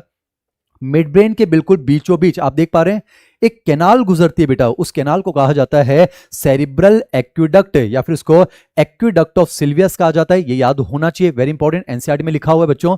मिड ब्रेन के बिल्कुल सेंटर से एक कैनाल गुजरती है जिसको सेरिब्रल एक्विडक्ट कहा जाता है। मैं आपको उसका फंक्शन लगे हाथ बताता हूं। तो यहां से सीएसएफ का सर्कुलेशन होता है जो सिलेबस में नहीं है। अब सबसे इंपॉर्टेंट चीज बेटा आप ध्यान से देखिए, मिड ब्रेन के पोस्टीरियर पार्ट पर एनसीईआरटी जो है डोर्सल वर्ड लिखती है। बेटा आप ध्यान से देखिए, मिड ब्रेन के पोस्टीरियर साइड पर यहां पर चार सॉलिड बॉल लाइक स्ट्रक्चर होते हैं, इन्हें कहा जाता है ऑप्टिक लोब्स। कंफ्यूज ना हो जाएं, फोरब्रेन के अंदर जो है ऑल्फैक्टरी लोब्स होते हैं, जबकि मिड ब्रेन, याद करो बेटा, दो ऑल्फैक्टरी लोब्स हैं, पर मिड ब्रेन के पोस्टीरियर सरफेस पर या डोर्सल साइड पर चार ऑप्टिक लोब्स होते हैं, दैट्स इट। और बेटा चार ऑप्टिक लोब्स को मिलाकर कहा जाता है कॉर्पोरा क्वाड्रिजेमिना। क्वाड्री का मतलब चार, कॉर्पोरा मतलब बॉडी। और ध्यान रखिएगा, presence of four optic lobes, corpora quadrigemina is a characteristic feature of mammalian mid brain, that's it. बेटा चार ऑप्टिक लोब्स सिर्फ और सिर्फ मैमेलियन मिड ब्रेन में पाए जाते हैं। जैसे मैं आपको समझाऊं बेटा, जैसे फ्रॉग है एम्फीबियन, उसके मिड ब्रेन में हमें दो ही ऑप्टिक लोब्स मिलते हैं, उसे कॉर्पोरा बाइजेमिना कहा जाता है। तो काउंट करते जाइए, एक तो कॉर्पस कैलोसम सिर्फ मैमिलियन ब्रेन के अंदर, एक एरेक्नोइड मेम्ब्रेन सिर्फ मैमिलियन ब्रेन के चारों तरफ, एक मैमिलरी बॉडी सिर्फ मैमिलियन ब्रेन में, और चार ऑप्टिक लोब्स का मिलना, corpora quadrigemina is a characteristic feature of mammalian mid brain, ऐसा कुछ। अब हम बात करेंगे बच्चों फंक्शंस के बारे में। मैं आपको सेरिब्रल एक्विडक्ट का फंक्शन बता चुका हूं, यहां से सीएसएफ का सर्कुलेशन होगा। बेटा क्रूरा सेरिब्रा का फंक्शन समझिए, इंपॉर्टेंट नहीं है। क्रूरा सेरिब्राई कहीं ना कहीं हमारी वॉलेंट्री मसल्स को रेगुलेट करती है। अब जैसे मैंने स्टेटमेंट कहा, एक डाउट आना चाहिए, याद कीजिए, वॉलेंट्री मसल्स को कंट्रोल कौन करता है? हमारा प्राइमरी मोटर एरिया। बताया था मैंने आपको पिछली क्लास में, प्राइमरी मोटर एरिया सभी वॉलेंट्री मसल्स को कंट्रोल करता है, पर उसके जो सिग्नल है बेटा वो थैलेमस से होते हुए, क्रूरा सेरिब्राई से होते हुए आपकी वॉलेंट्री मसल्स में ट्रांसफर होते हैं, दैट्स इट। इसका मतलब यह हुआ बच्चों कि क्रूरा सेरिब्राई जो है, प्राइमरी मोटर एरिया के जो सिग्नल्स आते हैं वो क्रूरा सेरिब्राई से होते हुए आपके वॉलेंट्री मसल्स तक पहुंचते हैं। यानी वॉलेंट्री मसल को कंट्रोल तो कौन कर रहा है? Primary motor area present in the frontal cerebral cortex. पर अगर आपने क्रूरा सेरिब्राई को काट दिया तो उसके जो सिग्नल हैं वो वॉलेंट्री मसल तक शायद नहीं पहुंच पाएंगे। इसलिए मैंने कहा है कि क्रूरा सेरिब्राई हमारी वॉलेंट्री मसल्स को रेगुलेट करता है, दैट्स इट।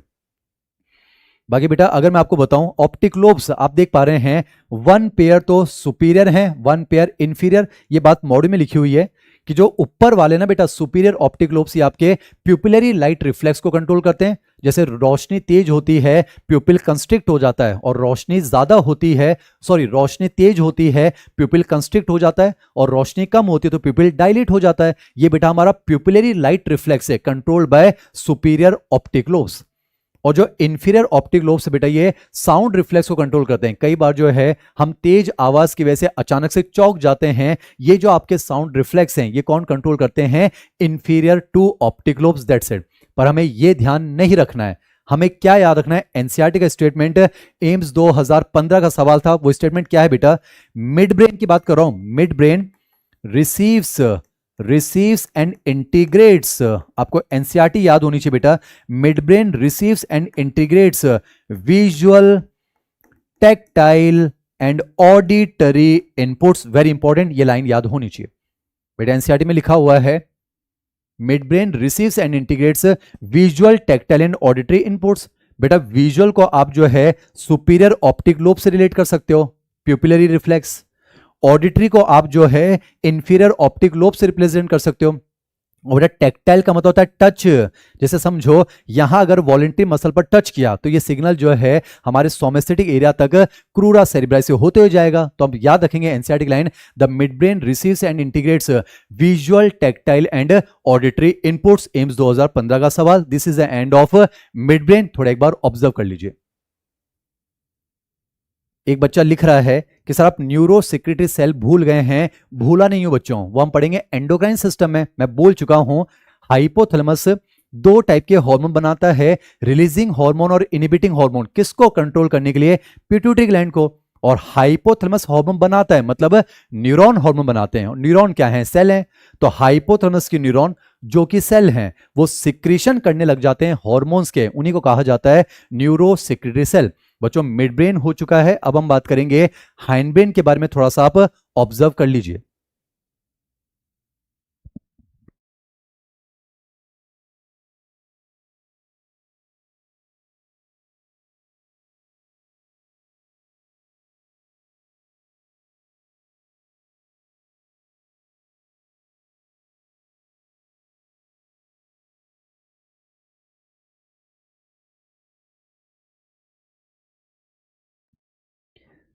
आइए बच्चों, अब हम बात करते हैं हाइंड ब्रेन के बारे में। अब ध्यान सुने, हाइंड ब्रेन में तीन चीजें आती हैं, पॉन्स, सेरिबेलम और मेडुला ऑब्लोंगेटा। पहले तो मैं आपको एक शब्द बताता हूं बच्चों, एनसीईआरटी का, वो है ब्रेन स्टेम। इंपॉर्टेंट वर्ड बच्चों, ब्रेन स्टेम। स्टेम का मतलब होता है तना, और पेड़ का जो तना होता है बिल्कुल सीधा होता है। तो अब ध्यान से देखिए, ब्रेन में कुछ स्ट्रक्चर हैं जो एक स्ट्रेट एक्सिस पर लाई करते हैं। जैसे कौन कौन से बेटा? ध्यान से देखिएगा, मिड ब्रेन है, पॉन्स है और मेडुला ऑब्लोंगेटा। वो हमें पता है। मेडुला ऑब्लोंगेटा आगे चलकर स्पाइनल कॉर्ड में कंटिन्यू होती है। बेटा सेरिबेलम पीछे की तरफ रह गया है। और आप ध्यान से देखेंगे, मिड ब्रेन, पॉन्स और मेडुला, ये तीनों मिलकर क्या कहलाते हैं बेटा? Brain stem. वेरी इंपॉर्टेंट बच्चों। अगर आपके पास पुरानी एनसीईआरटी है, उसमें गलत लिखा हुआ है बच्चों। पुरानी एनसीईआरटी में क्या लिखा हुआ है? The mid brain and hind brain constitutes brain stem. गलत है बेटा जी।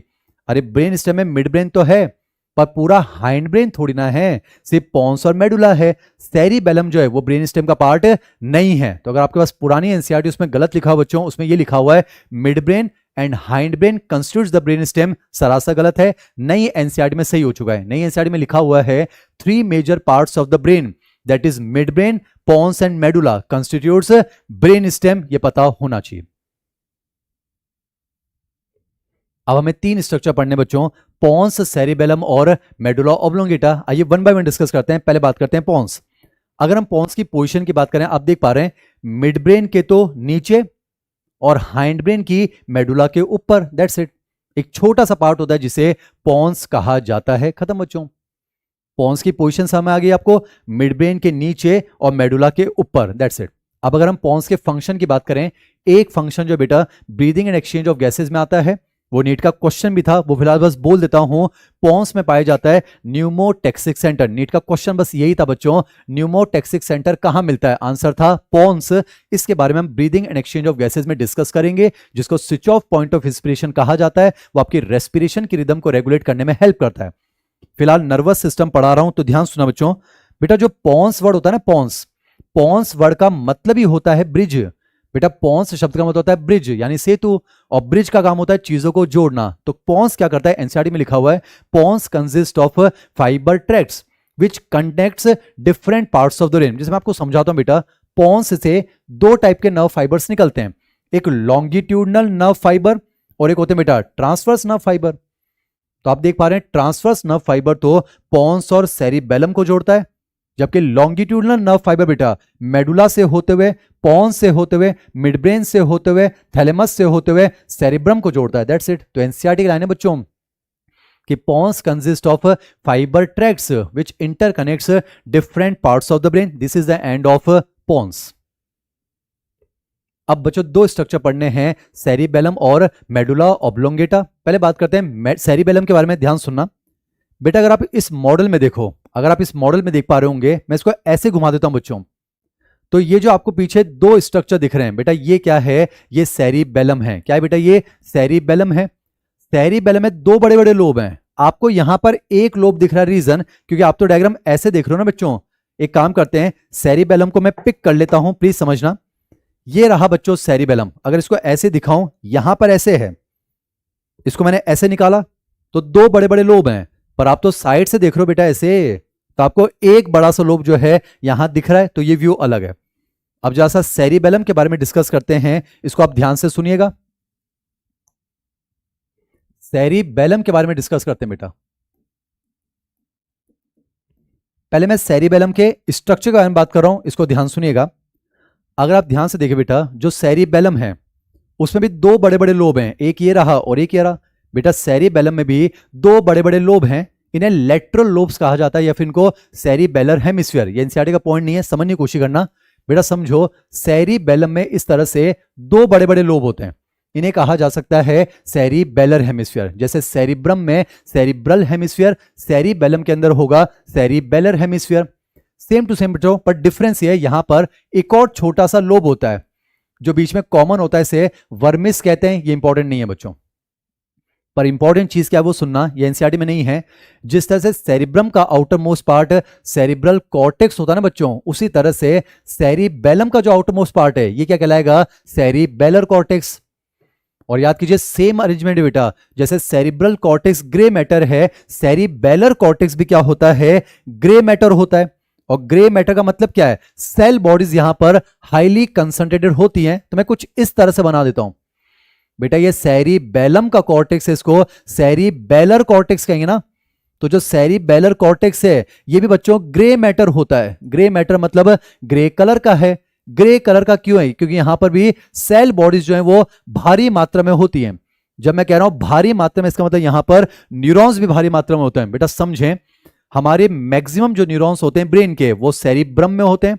सेरिब्रम के बाद जो second highest number of neurons होते हैं वो ब्रेन में सेरिबेलम में होते हैं। ऐसा इसलिए क्योंकि सेरिबेलम का सरफेस भी हाईली कॉन्वोल्यूटेड होता है। बेटा एनसीईआरटी में लिखा हुआ है कॉन्वोल्यूटेड का मतलब होता है घुमावदार। तो एनसीईआरटी क्या कहती है, सेरिबेलम का सरफेस भी बहुत ज्यादा कॉन्वोल्यूटेड होता है to provide the additional space for more number of neurons. ये एनसीईआरटी की लाइन है।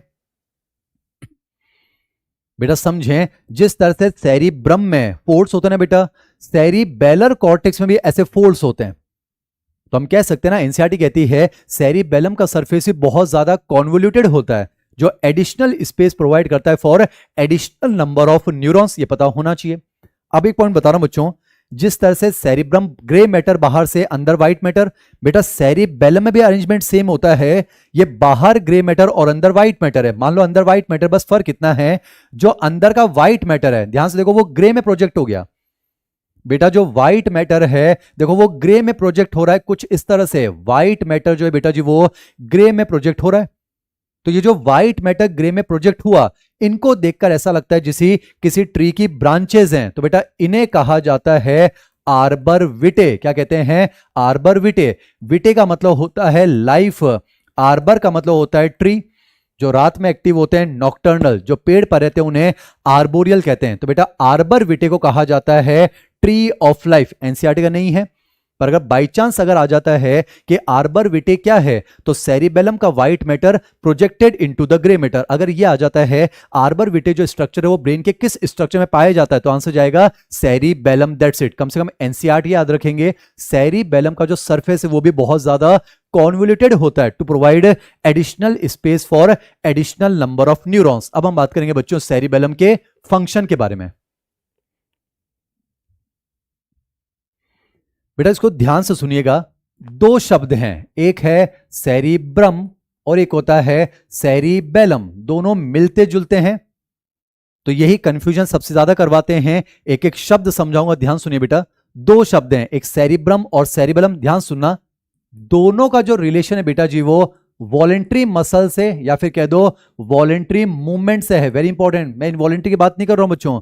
चाहे वो सेरिब्रम हो वॉलेंट्री मूवमेंट से संबंधित है, चाहे वो सेरिबेलम हो इनवॉलेंट्री से। पर डिफरेंस क्या है, एक्सप्लेनेशन मेडिकल कॉलेज का है। ध्यान सुना बेटा, all the voluntary movements are controlled by cerebrum but they are coordinated by cerebellum. समझ में आना चाहिए बेटा, कोई भी वॉलेंट्री मूवमेंट करते हैं उसको कंट्रोल तो कौन करता है, सेरिब्रम। याद करो ना, प्राइमरी मोटर एरिया यही सिग्नल भेजेगा, तभी तो आप कोई वॉलेंट्री मूवमेंट कर पाओगे। पर अगर आप किसी वॉलेंट्री मूवमेंट को कोऑर्डिनेटेड करना चाहते हो, यानी फाइन करना चाहते हो, स्किलफुल करना चाहते हो, तो कौन करवाएगा, सेरिबेलम। मैं आपको समझाता हूं, समझना बेटा। एक चीज समझते हैं पहले, सेरिबेलम कहां से, जैसे समझते हैं, मान लेते हैं ये जो है स्टाइलस जो पेन है यहां रखा हुआ है। मान लो मैं इसको उठाना चाहता हूं बच्चों, यानी वॉलेंट्री एक्टिविटी। इसको उठाने के लिए मुझे अपने हाथ को मूव करना पड़ेगा। पर समझो हाथ मूव हो रहा है, मतलब सेरिब्रम तो काम कर रहा है, पर मान लो हाथ मूव हुआ और साइड में चला गया, यानी वॉलेंटरी मूवमेंट हुआ तो सही पर ये कोऑर्डिनेटेड नहीं हुआ है। तो समझना, अगर वॉलेंटरी मूवमेंट करना है बस तो सेरिब्रम, पर अगर फाइन करना है, स्किलफुल करना है, कोऑर्डिनेटेड करना है तो सेरिबेलम भी होना चाहिए। मैं आपको समझाता हूं बच्चों, पहले तो एक चीज समझें, कोई भी वॉलेंटरी मूवमेंट आप करोगे वो जॉइंट से होगा बेटा, बिना जॉइंट के आप मूवमेंट नहीं कर सकते। तो जब भी आप कोई वॉलेंटरी मूवमेंट करोगे, आपके जॉइंट्स पर, आपके मसल्स में, आपके लिगामेंट्स पर, आपके टेंडन पर, वहां पर पाए जाते हैं बेटा जी प्रोप्रियो रिसेप्टर्स। हमें समझना होगा बेटा, समझो, वापस बोल रहा हूं, कोई भी वॉलेंटरी मूवमेंट आप करोगे तो बिना जॉइंट के तो नहीं हो सकता, यानी मसल्स काम आएंगी, टेंडन्स काम आएंगे, लिगामेंट्स काम आएंगे। तो जब भी आप कोई वॉलेंटरी मूवमेंट करोगे, करवाएगा सेरिब्रम, पर उसकी वजह से इन सभी जगहों पर जो प्रोप्रियो रिसेप्टर्स है वहां पर वाइब्रेशन में चेंजेस होंगे, वहां प्रेशर में चेंजेस होंगे, तो उसका सिग्नल लगातार किसके पास जाता है? सेरिबेलम के पास। यानी ये समझा रहा हूं बच्चों, all the voluntary movements are controlled by cerebrum, पर हर वॉलेंटरी मूवमेंट की वजह से जब भी वाइब्रेशन चेंज होता है, प्रेशर चेंज होता है, तो उसकी जानकारी लगातार किसके पास जाती है? सेरिबेलम। यानी बेटा सेरिबेलम सिग्नल रिसीव करता है थ्रू आवर प्रोप्रियोरिसेप्टर या फिर हमारे इंटरनल ईयर की सेमी सर्कुलर कैनाल से। यानी समझो, वॉलेंटरी मूवमेंट करवाता कौन है? सेरिब्रम, पर हर वॉलेंटरी मूवमेंट की जानकारी किसके पास जाती है? सेरिबेलम। तो समझो बच्चों, अगर उस वॉलेंटरी मूवमेंट में कोई डिस्क्रिपेंसी है, मेडिकल कॉलेज की बुक्स का वर्ड है, अगर उस वॉलेंटरी मूवमेंट में कोई गड़बड़ी है तो सेरिबेलम को पता चल जाएगा। वो थैलेमस से होता हुआ, कोऑर्डिनेटिंग सेंटर, वो थैलेमस से होता हुआ मोटर सिग्नल वापस सेरिब्रम को भेजेगा और कहेगा कि भैया आप जो मूवमेंट करवा रहे हो उनमें गड़बड़ी है, उनको रेक्टिफाई करवाइए। समझाता हूं, जैसे कि मान लेते हैं मुझे इस स्टाइलस को उठाना था, हाथ हिल रहा है बच्चों, हाथ हिल रहा है मतलब सेरिब्रम तो काम कर रहा है, पर इसकी इंफॉर्मेशन सेरिबेलम के पास जा रही है, तो उसको पता चल जाएगा कि मूवमेंट कोऑर्डिनेटेड नहीं हो रहा है।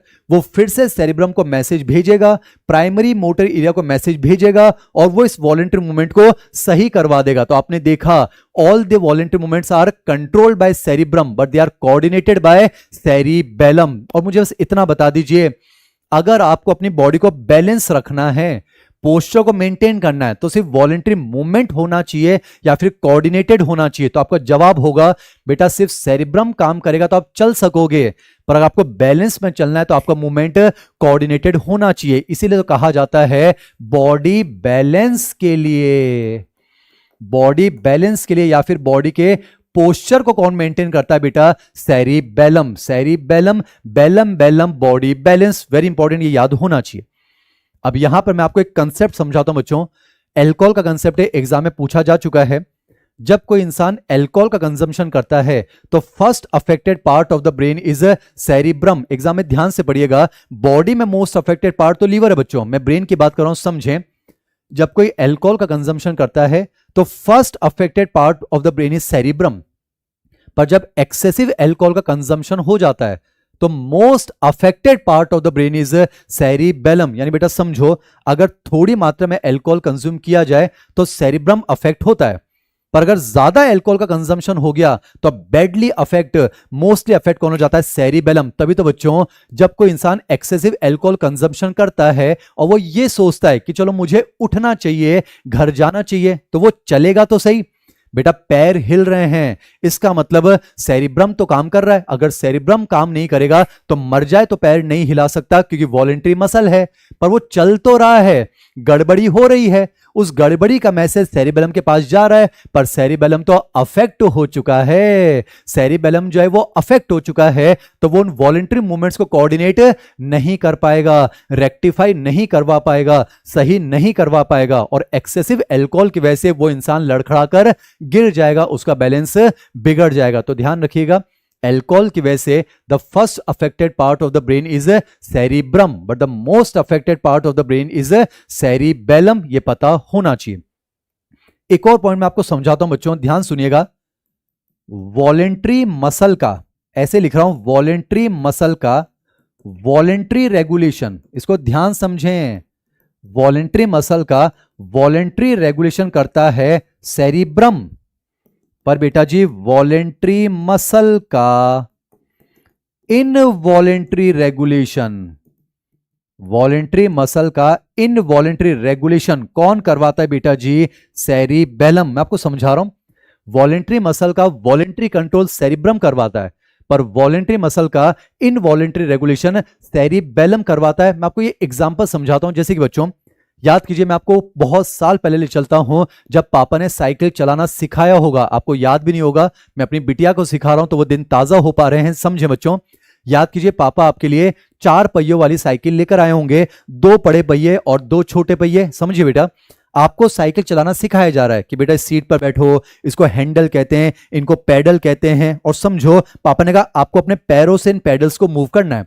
बेटा पैरों से मूव करना है तो पैरों की मसल कैसी है? वॉलेंट्री है। पर कमाल की बात है, जब बच्चा साइकिल चलाना सीखता है शुरुआत में, तो सामने तो पापा देखते हैं, बच्चा तो किसको देखता है? पैडल को, कि आखिर ये पैडल मूव कैसे हो रहे हैं। तो आपने देखा उस समय वॉलेंट्री मसल का कैसा रेगुलेशन हो रहा है? वॉलेंट्री रेगुलेशन वो कौन करवा रहा है? सेरिब्रम। पर जैसे जैसे बच्चों आप एक्सपर्ट हो जाते हैं उस एक्टिविटी में, तो आज जब आप साइकिल चलाते हैं, आज आप साइकिल चलाते हैं, पैडल मारते हैं, पैडल मारते तो टांगों से ही हैं, और टांगों की मसल आज भी वॉलेंट्री तो है, अरे इनवॉलेंट्री थोड़ा ना हो जाएगी। पर आज जो है आप सामने देखकर साइकिल चलाते रहते हैं, पैडल अपने आप चलते हैं। तो आपने देखा आज आपकी उन वॉलेंट्री मसल का इनवॉलेंट्री रेगुलेशन हो रहा है। वो कौन करवा रहा है बेटा जी? सेरिबेलम। तो समझें, वॉलेंट्री मसल का वॉलेंट्री रेगुलेशन तो सेरिब्रम करवाता है, जबकि वॉलेंट्री मसल का इनवॉलेंट्री रेगुलेशन कौन करवाता है? सेरिबेलम। अब लास्ट हम डिस्कस करना चाहते हैं बेटा मेडुला ऑब्लोंगेटा।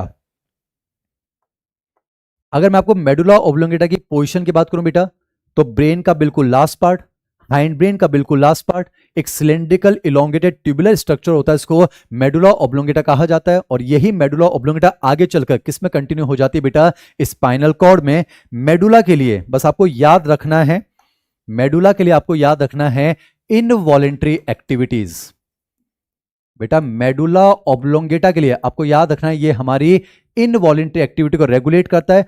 कम से कम 3 याद होनी चाहिए। एनसीईआरटी में लिखा हुआ है कार्डियोवास्कुलर रिफ्लेक्स, एक लिखा हुआ है बेटा जी गैस्ट्रिक सिक्रीशन, और एक लिखा हुआ है रेस्पायरेशन। तो ये 3 कम से कम याद होने चाहिए। एनसीईआरटी में लिखा हुआ है बेटा कि medulla contains centre which regulates cardiovascular reflex, respiration and gastric secretion. मैं आपको समझाता हूं बेटा, जैसे मेडुला ऑब्लोंगेटा से एक क्रेनियल नर्व निकलती है बेटा जी, वेगस नर्व, शायद सुना होगा आपने, 10th नंबर की क्रेनियल नर्व है। और ये वेगस नर्व हमारे स्टमक में गैस्ट्रिक जूस के सिक्रीशन को रेगुलेट करती है। That's it. तो मेडुला से निकली वेगस नर्व, और वेगस नर्व जो है वो गैस्ट्रिक सिक्रीशंस को रेगुलेट करती है। बेटा एनसीईआरटी लिख चुकी है breathing and exchange of gases chapter में कि breathing is commonly known as respiration. Breathing को नॉर्मली रेस्पिरेशन कहा जा सकता है, और रेस्पिरेटरी सिस्टम चैप्टर में हम पढ़ेंगे बेटा मेडुला ऑब्लोंगेटा आपकी ब्रीदिंग की रिदम को रेगुलेट करती है, यानी वो रेस्पिरेशन को रेगुलेट करती है। लास्ट बेटा मेडुला कार्डियोवास्कुलर रिफ्लेक्स को रेगुलेट करता है। कार्डियोवास्कुलर रिफ्लेक्स बेटा हम ये सर्कुलेटरी सिस्टम में पढ़ेंगे। मेडुला ऑब्लोंगेटा हमारी हार्ट बीट को भी जो है रेगुलेट करता है।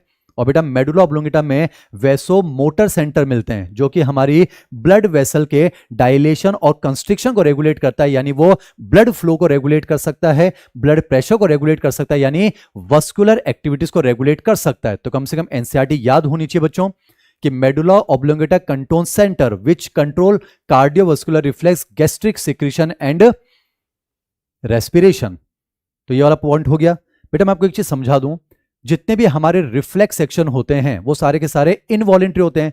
हालांकि रिफ्लेक्स सेक्शन जो है बेटा टॉपिक सिलेबस से हट चुका है, तो हम डिस्कस नहीं करेंगे, पर समझें बहुत सारे रिफ्लेक्स ऐसे होते हैं जिनको स्पाइनल कॉर्ड करती है। जैसे पुरानी एनसीईआरटी में नीजक रिफ्लेक्स का डायग्राम था बेटा, वो विड्रॉल रिफ्लेक्स है कंट्रोल बाय स्पाइनल कॉर्ड। पर बहुत सारे रिफ्लेक्सेस ऐसे होते हैं जो कि मेडुला ऑब्लोंगेटा भी कंट्रोल करती है। तो आपके मॉड्यूल में लास्ट में लिखा हुआ है कुछ रिफ्लेक्स एक्शन ऐसे हैं जिनको मेडुला कंट्रोल करती है। जैसे कि मैं आपको बता दूं बच्चों, जैसे कि स्नीजिंग रिफ्लेक्स, बेटा छींकते समय हमारी पलकें अपने आप बंद हो जाती हैं, ये एक रिफ्लेक्स एक्शन है बेटा जी, ये प्रोटेक्टिव रिफ्लेक्स है। आप नेचुरल फिनोमेना के साथ छेड़छाड़ नहीं करना। आप ऑब्जर्व करेंगे जब भी हम स्नीज करते हैं, छींकते हैं, हमारी पलकें अपने आप बंद हो जाती हैं, ये मेडुला करवाती है बेटा। रीजन समझें, क्योंकि छींकते समय इंट्रा ऑक्यूलर प्रेशर बढ़ता है। आईबॉल में प्रेशर बढ़ता है, आईबॉल बाहर आने की कोशिश करती है, तो इसलिए मेडुला हमारी पलकों को तुरंत बंद करवा देता है ताकि आईबॉल बाहर की तरफ प्रोट्रूड ना हो जाए। बेटा जबरदस्ती नहीं करना है कि अपने पलकों को जबरदस्ती पकड़ के फिर आप छीकेंगे तो आईबॉल डैमेज हो सकती है। तो ये कौन सा रिफ्लेक्स है बेटा? Sneezing reflex, control by medulla oblongata. जैसे बेटा सलाइवेशन रिफ्लेक्स होता है, सलाइवेशन रिफ्लेक्स अच्छे खाने को देखकर या उसकी स्मेल से माउथ के अंदर सलाइवेशन शुरू हो जाता है, सलाइवे का सिक्रेशन शुरू हो जाता है, ये भी एक रिफ्लेक्स सेक्शन है कंट्रोल बाय मेडुला ऑब्लोंगेटा। जैसे कि यॉर्निंग रिफ्लेक्स होता है, ऑक्सीजन की कमी होती है, आप मुंह फाड़कर उबासी ले लेते हैं, ये yawning reflex control by medulla oblongata. एक एक शब्द आपको क्लियर कर रहा हूं। जैसे बेटा जो है वॉमिटिंग रिफ्लेक्स होता है, अगर स्टमक के कंटेंट्स एबनॉर्मल हो जाएं या पीएच अगर डिस्टर्ब हो जाए तो medulla oblongata reversibly, reverse peristalsis की मदद से उन चीजों को बाहर की तरफ मूव कर देता है, माउथ से उनका इजेक्शन हो जाता है, उसे हम कहेंगे वॉमिटिंग रिफ्लेक्स। एक होता है बेटा स्वेलिंग रिफ्लेक्स, आपको आइडिया होगा किसी भी चीज को स्वेलो करते समय हमारा उवुला ऊपर उठ के इंटरनल नॉस्ट्रिल्स को ब्लॉक करता है ताकि वो चीज नाक से बाहर ना आ जाए। साथ ही साथ जो है आपकी ट्रैकिया ऊपर जाती है और जो ग्लॉटिस होता है वो एपिग्लॉटिस से बंद हो जाता है ताकि वो जो भी चीजें वो आपकी विंड पाइप में ना जा सके। तो निगलते समय ये जितनी भी चीजें होती है उनको स्वेलिंग रिफ्लेक्स कहा जाता है। तो इसी के साथ बेटा जी ब्रेन कंप्लीट होता है, यानी कि सेंट्रल न्यूरल सिस्टम कंप्लीट होता है। बेटा सेंट्रल न्यूरल सिस्टम में दो चीजें आती है, ब्रेन और spinal cord. Spinal cord syllabus में नहीं है, रिफ्लेक्स सेक्शन था वो भी हट चुका है एनसीईआरटी से। तो सेंट्रल नर्वस सिस्टम में दो चीजें आती है, ब्रेन और स्पाइनल कॉर्ड। हमें क्या पढ़ना था? ब्रेन। मैंने आपको ब्रेन पूरा का पूरा कंप्लीट किया है। अगर एनसीईआरटी के हिसाब से देखा जाए तो एक पेज आज हमने समझा है, पेज नंबर 236। तो बच्चों अगली क्लास में हम पढ़ेंगे that is peripheral neural system. कुछ बच्चों का मैसेज आ रहा है कि सर एमजे टॉक्स का क्या हुआ, तो वो मैं आपको बताना चाहूंगा बच्चों। बायोलॉजी तो हम सीख ही रहे ना बच्चों, बायोलॉजी तो मैं आपको समझा ही रहा हूं, पर साथ ही साथ हमें जीवन भी समझना है। तो लास्ट में बच्चों मैं आपसे बात कर लेता हूं एमजे टॉक्स। बच्चों आज मैं आपको बस छोटी सी बात कहना चाहूंगा, ये जीवन के लिए बहुत जरूरी है। दो शब्द हैं बच्चों जिनमें सेम अल्फाबेट्स आते हैं। बच्चों दो शब्द हैं जिनमें सेम अल्फाबेट्स आते हैं। एक है बच्चों वर्ड्स यानी कि शब्द, और एक होता है बेटा जी स्वॉर्ड यानी कि तलवार। बच्चों बायोलॉजी तो आपको बेहतरीन समझा ही रहे हैं, पर जीवन समझना भी जरूरी है। तो एमजे टॉक्स के माध्यम से आज मैं आपसे बस छोटी सी बात शेयर करना चाहता हूं। दो शब्द हैं बच्चों जिनमें अल्फाबेट्स जो हैं वो सेम आते हैं, एक जो है वर्ड्स है और एक स्वॉर्ड है। बच्चों हमें ऐसा लगता है कि कई बार तमाचा इतनी चोट नहीं पहुंचाता है जितनी जबान से निकले हुए शब्द चोट पहुंचाते हैं। बच्चों सच्चाई है ये, कभी कभी जो है तमाचा जो है वो इतनी चोट नहीं पहुंचाता है जितने की जबान से निकले कड़वे शब्द पहुंचाते हैं। तो कई बार जो आपके शब्द होते हैं वो तलवार से भी ज्यादा बड़ा घाव दे जाते हैं। तो आज बस एमजे टॉक्स के माध्यम से एमजे सर बस आपसे ये कहना चाहते हैं कि अपनी जबान से निकले हर शब्द पर आपको संयम रखना चाहिए, सोचना चाहिए कि हम कौन से शब्द का इस्तेमाल करने जा रहे हैं।